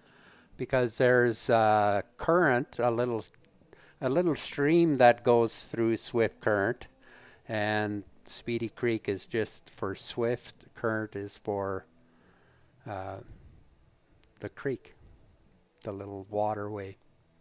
Well, there you go. So that's the reason that's their nickname. I also found out that the people that live there or are born there are called Swifties. I thought that was just for Taylor Swift fans, but I guess it has a whole nother life down in Swift. It's the fifth largest city in Sask. Population is nearing 17,000, but just under. It's the home of course, the 57s and the Swift Current Broncos in the WHL. It's the birthplace of Patrick Marleau, who I got my first ever NHL puck flipped up to me from at an NHL game when he was with the Leafs. And it hosts Frontier Days, so similar to the Medicine Hat Stampede and Exhibition, Carnival, Fair, Rodeo, all of those things included in Frontier Days. A big deal out there in Swift Current. Yeah, it's a very vibrant town right on the Trans-Canada Way. I drive through there several times a year. Beautiful golf course there. And Swift Current, of course, you mentioned the Swift Current Broncos, and a lot of, I think there's been several NHL coaches that have come from there as well. I'm not exactly sure of that, but yeah, a great hockey town for sure. Well, I know Travis Moan, he was another NHL player. I know that's a deep cut that nobody is really caring to hear, but he was Stanley Cup champion, I believe, and played with the Montreal Canadiens at one point. I believe works for the Swift Current Broncos now, maybe as an assistant coach or he might be their power play specialist as well. I can't remember exactly, but in the organization. So, yeah, hockey is definitely a big deal out there. And so is baseball, despite the lack of success recently for the 57s. But in their heyday, fans were flocking from all over.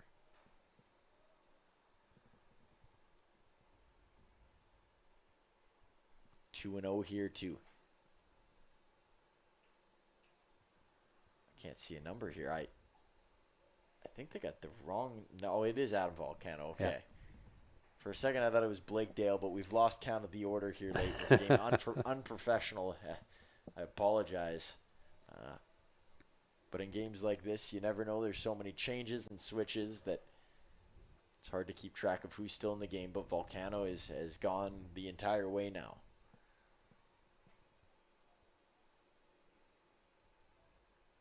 Count evened up to 2-2. I think that is Ethan Bailey on the mound now from Garden City Community College, another Swift Current local, and a swing and a miss as he gets Volcano for out number 1. 57's 2 outs away from their 10th win of the season.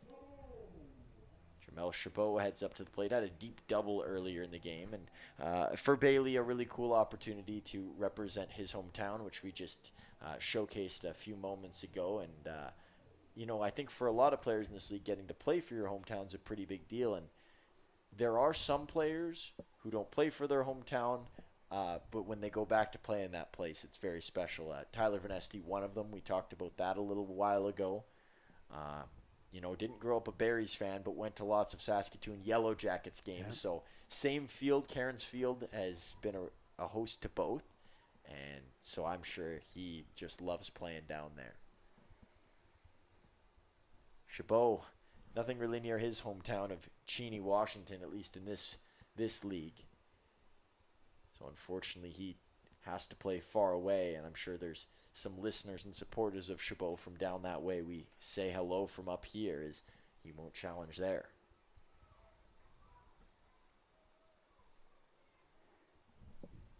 Wayne already doing some of the final tallying on his score sheet for the post game, and throughout the game, that's how we always set it up. Wayne, a couple of stars on his page. Most of mine is just off memory. And then we come together to wrap things up for you as best as we can. We'll obviously hold off on that until this game is officially finished out of respect for the game. Yes, and it's a good thing you mentioned that you go off memory, because that's my weak point. I have to write everything down.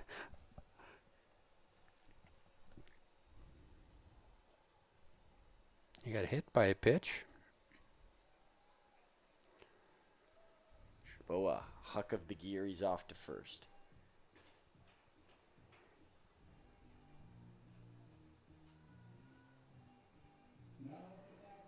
And ready to go is Blake Dale.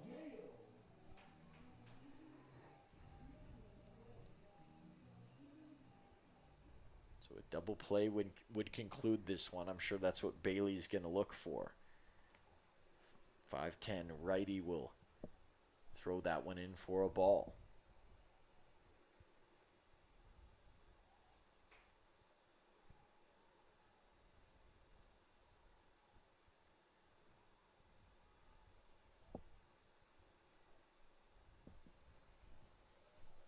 little bit of control lost here for Bailey. So looking ahead for what's to come for the Mavericks, we should inform you that there is a storm, as I mentioned a little bit earlier in this game. We have had just some of the worst weather in Medicine Hat that I think a lot of local Hatters have seen in a long time. Plenty of downpours for the sunniest city in Canada. It's not something we're used to seeing. So tomorrow's game right now, just it should go, but we just want to throw caution out there that it could still get moved. We don't know to when, but Regina in town tomorrow. Then the Mavs will go back to Moose Jaw, which they spent Wednesday and Thursday at last week. They'll do the same this week for 2 games. And then Friday, Saturday, the Red Sox back in town for the Friday game, and the 57s back here on Saturday. And then the final home game at Athletic Park in the regular season on the 28th, as Dale will go down to first. So things will wrap up then. It's weird, Wayne. A quicker end to the season this year than last year. I think the Mavericks finished off the regular season on like the 3rd or 4th last year, and it's way different. Can you tell people why that is happening this time around? Yeah, Medicine Hat has a couple of teams that play in the Montana State American Legion baseball program against teams from Billings, Great Falls, Helena, etc. And this year, Medicine Hat are hosting the state tournament here. That I believe it begins on July 30th, next Wednesday, and it'll run for about 5 or 6 days. So the Mavericks are out of town during that time, and that's why their schedule is going to finish on the road rather than at home. And it did take quite a toll on the scheduling this year for the Mavs because they've had fewer dates open at home. So, and that won't happen next year. Medicine Hat only hosts that once every 10 years, the State Legion Tournament. Pitch here is going to be sent over to short, and that will do it on the double. Oh! That was a quick bouncing ground ball. Got ahead of myself there. I thought that would be a bang-on play, but King is going to outrun it over to first. Some underrated speed from Nate. Wayne, you're also involved in that. You're helping out a little bit with that tournament? Yeah, I'll be helping out. They do send the Montana State officials send somebody up here as the official recorder and videoer, and I'll be helping them get set up here in the booth. The games go, they go for, it's a double elimination tournament, 8 teams. So the first day there's 4 games, each the first 2 games, and then it goes down to 3 games, and then finally the last day there's just a couple of games. So yeah, it'll bring in a lot of people. Oh, I thought he got hit, but off to second goes King using that newfound speed here in this game. Swiping bases. He's a madman on a mission down there. And Wayne, with that, I wanted to note one more thing. I don't mean to hype you up too much, but you do a lot for baseball in this community.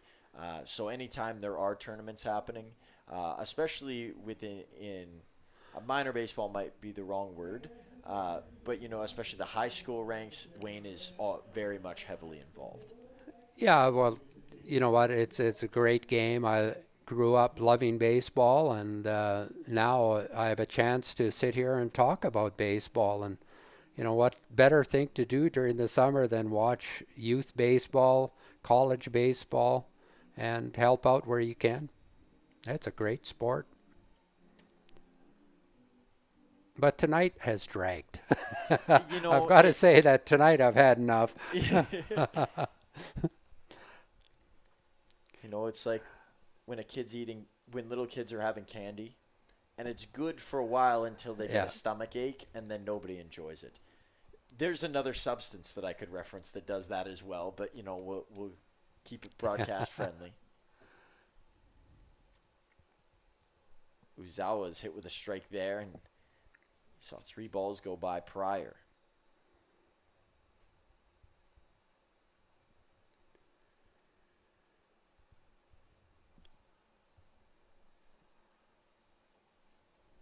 And Uzawa's going to get a walk now, so the bases are loaded.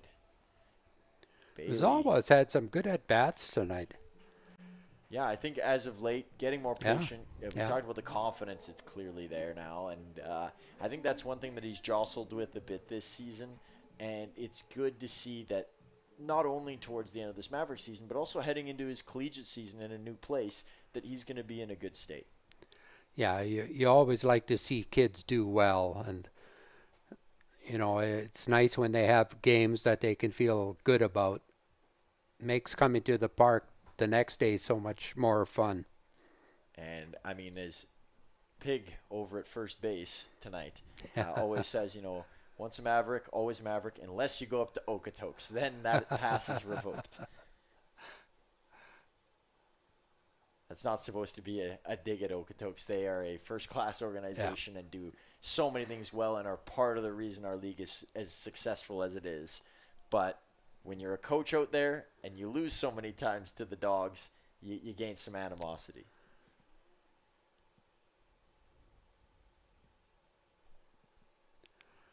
Freeman's had one of those rare offer nights so far. He hasn't been able to get himself a hit. It would be nice to get a hit now. Yeah, I was going to say at home, I don't think that he's had an offer night this season.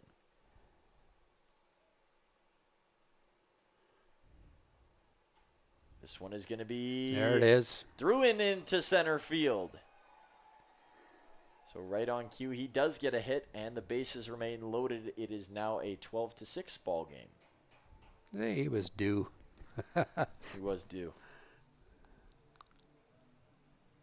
Here comes Micah Dvorak now.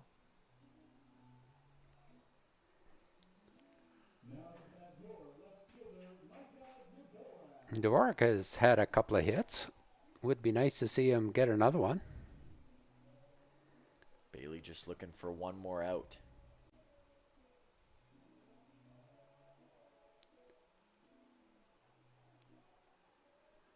You can see the Bugs making a tornado-like shape over in left center.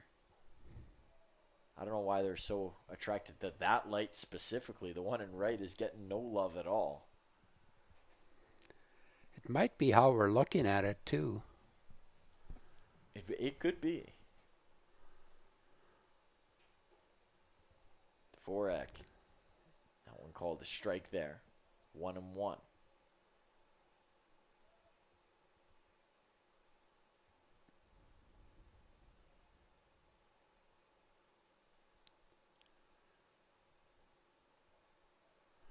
Dvorak just going to let Bailey throw to him. He hasn't offered on any. Yeah. This is what we were talking about before, where it just pitch, a strike, then a ball, strike, ball. Bailey feeling the effects of whatever's been contagious out there on the mound tonight.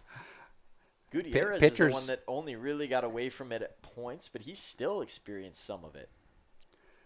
Ball to Dvorak, counts 3-1.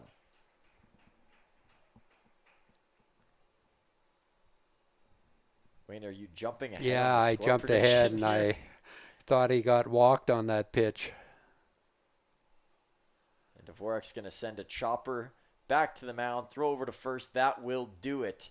Final score is 12-6 for the Swift Current 57s, who get their 10th win of the season.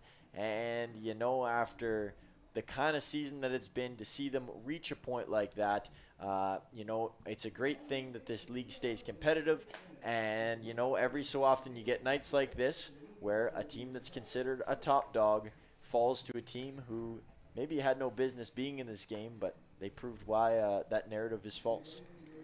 Well, Swift Current, hats off to them tonight. They took advantage of that one big inning where they scored 7 runs, and that was enough. I mean, the Mavs ended up only scoring 6 all night, and then they added odd runs, so they added on a 3 spot and then 1 in the 9th as well. So a tip of the cap to Swift Current. I just didn't think our guys were ready to play the type of game that they needed to play against Swift Current tonight, and whether it's a matter that they overlooked them a little bit or they're tired, but nevertheless, that's a wake-up call, and we said it might benefit them against the next 4 games that they have to play against Swift Current. You know, they got to play better. They can't take anybody for granted. And sometimes you start looking ahead against the teams that you have to win, or you think you have to win, like Regina and Moose Jaw, and you overlook the Weyburns and the Swift Currents, and you can't do that. And you can't do it in the WCBL. You can't do it in the major leagues. That's just the way the game goes. So I think both teams struggled on the mound tonight. Our pitchers struggled. We know that. But guess what? They're going to get another opportunity, and they can always redeem themselves on their next outing.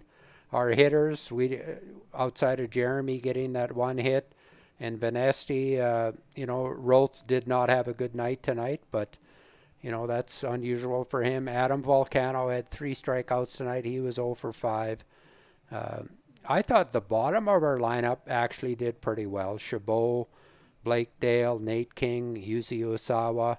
They were on base more than most of the other guys at the top of the order were. So hats off to that group. And, they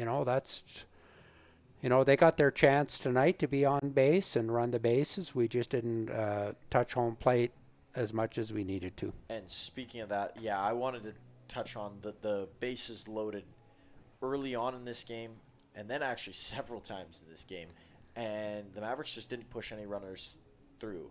And before, in a game against Moose Jaw or a couple of these other games, it was something that had happened. Now it's starting to become a theme and a trend, and that's where it gets a little scary and dangerous for this group.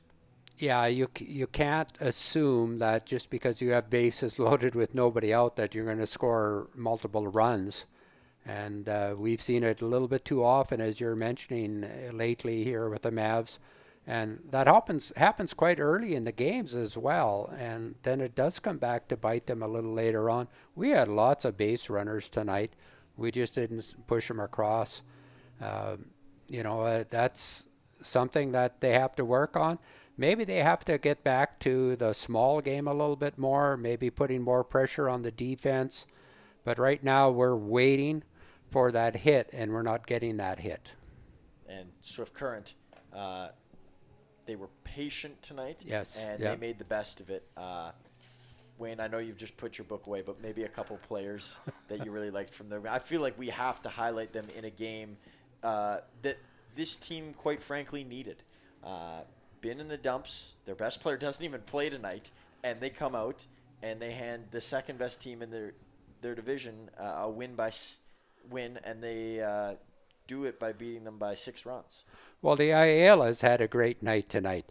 They had 7 out of the 10 hits, and they were on base. Jose Ayala was 3 for 5. He had the big 4 RBIs, the grand slam home run. Luis Ayala was 4 for 4. Those guys, when they came up, they put pressure on us all the time, and they were a threat. And hats off to them. For us, we had Blake Dale was on base 4 times. Jamel Chabot, who came in for Evan Morrison, was on base 3 times. I think those guys had good at-bats, had good games. They worked themselves back from counts that they were down in and got themselves on base. Nate King had a good game as well. So, and we talked about Yuzi Osawa. He had a good game tonight. He was patient up at the plate. So I would highlight those guys, but the Ayala brothers were very, very good. And, unfortunately our pitching was not what it needed to be tonight, but as we said, our offense has to score more than 6 runs too, and we didn't do that. Yep, the runs will have to come. And we hate to run out of here, but that's exactly what the 57s did. They're already on the road heading back, and they put up 12 of them in a 12-6 victory over the Medicine Mavericks. But it's a new day tomorrow, and for the 57s, they hope that this sort of play continues to cap off this season, as they will not qualify for the playoffs this year. But they hope to go out as a group and continue what they did here. For the Mavericks, they will look to find that magic that they found earlier on in this season and earlier on in this month tomorrow. So that does it for this one. And of course, we can't wait to see what the next one brings. Here from Athletic Park, for Wayne Slosher and myself, Truman Bartman. Take care.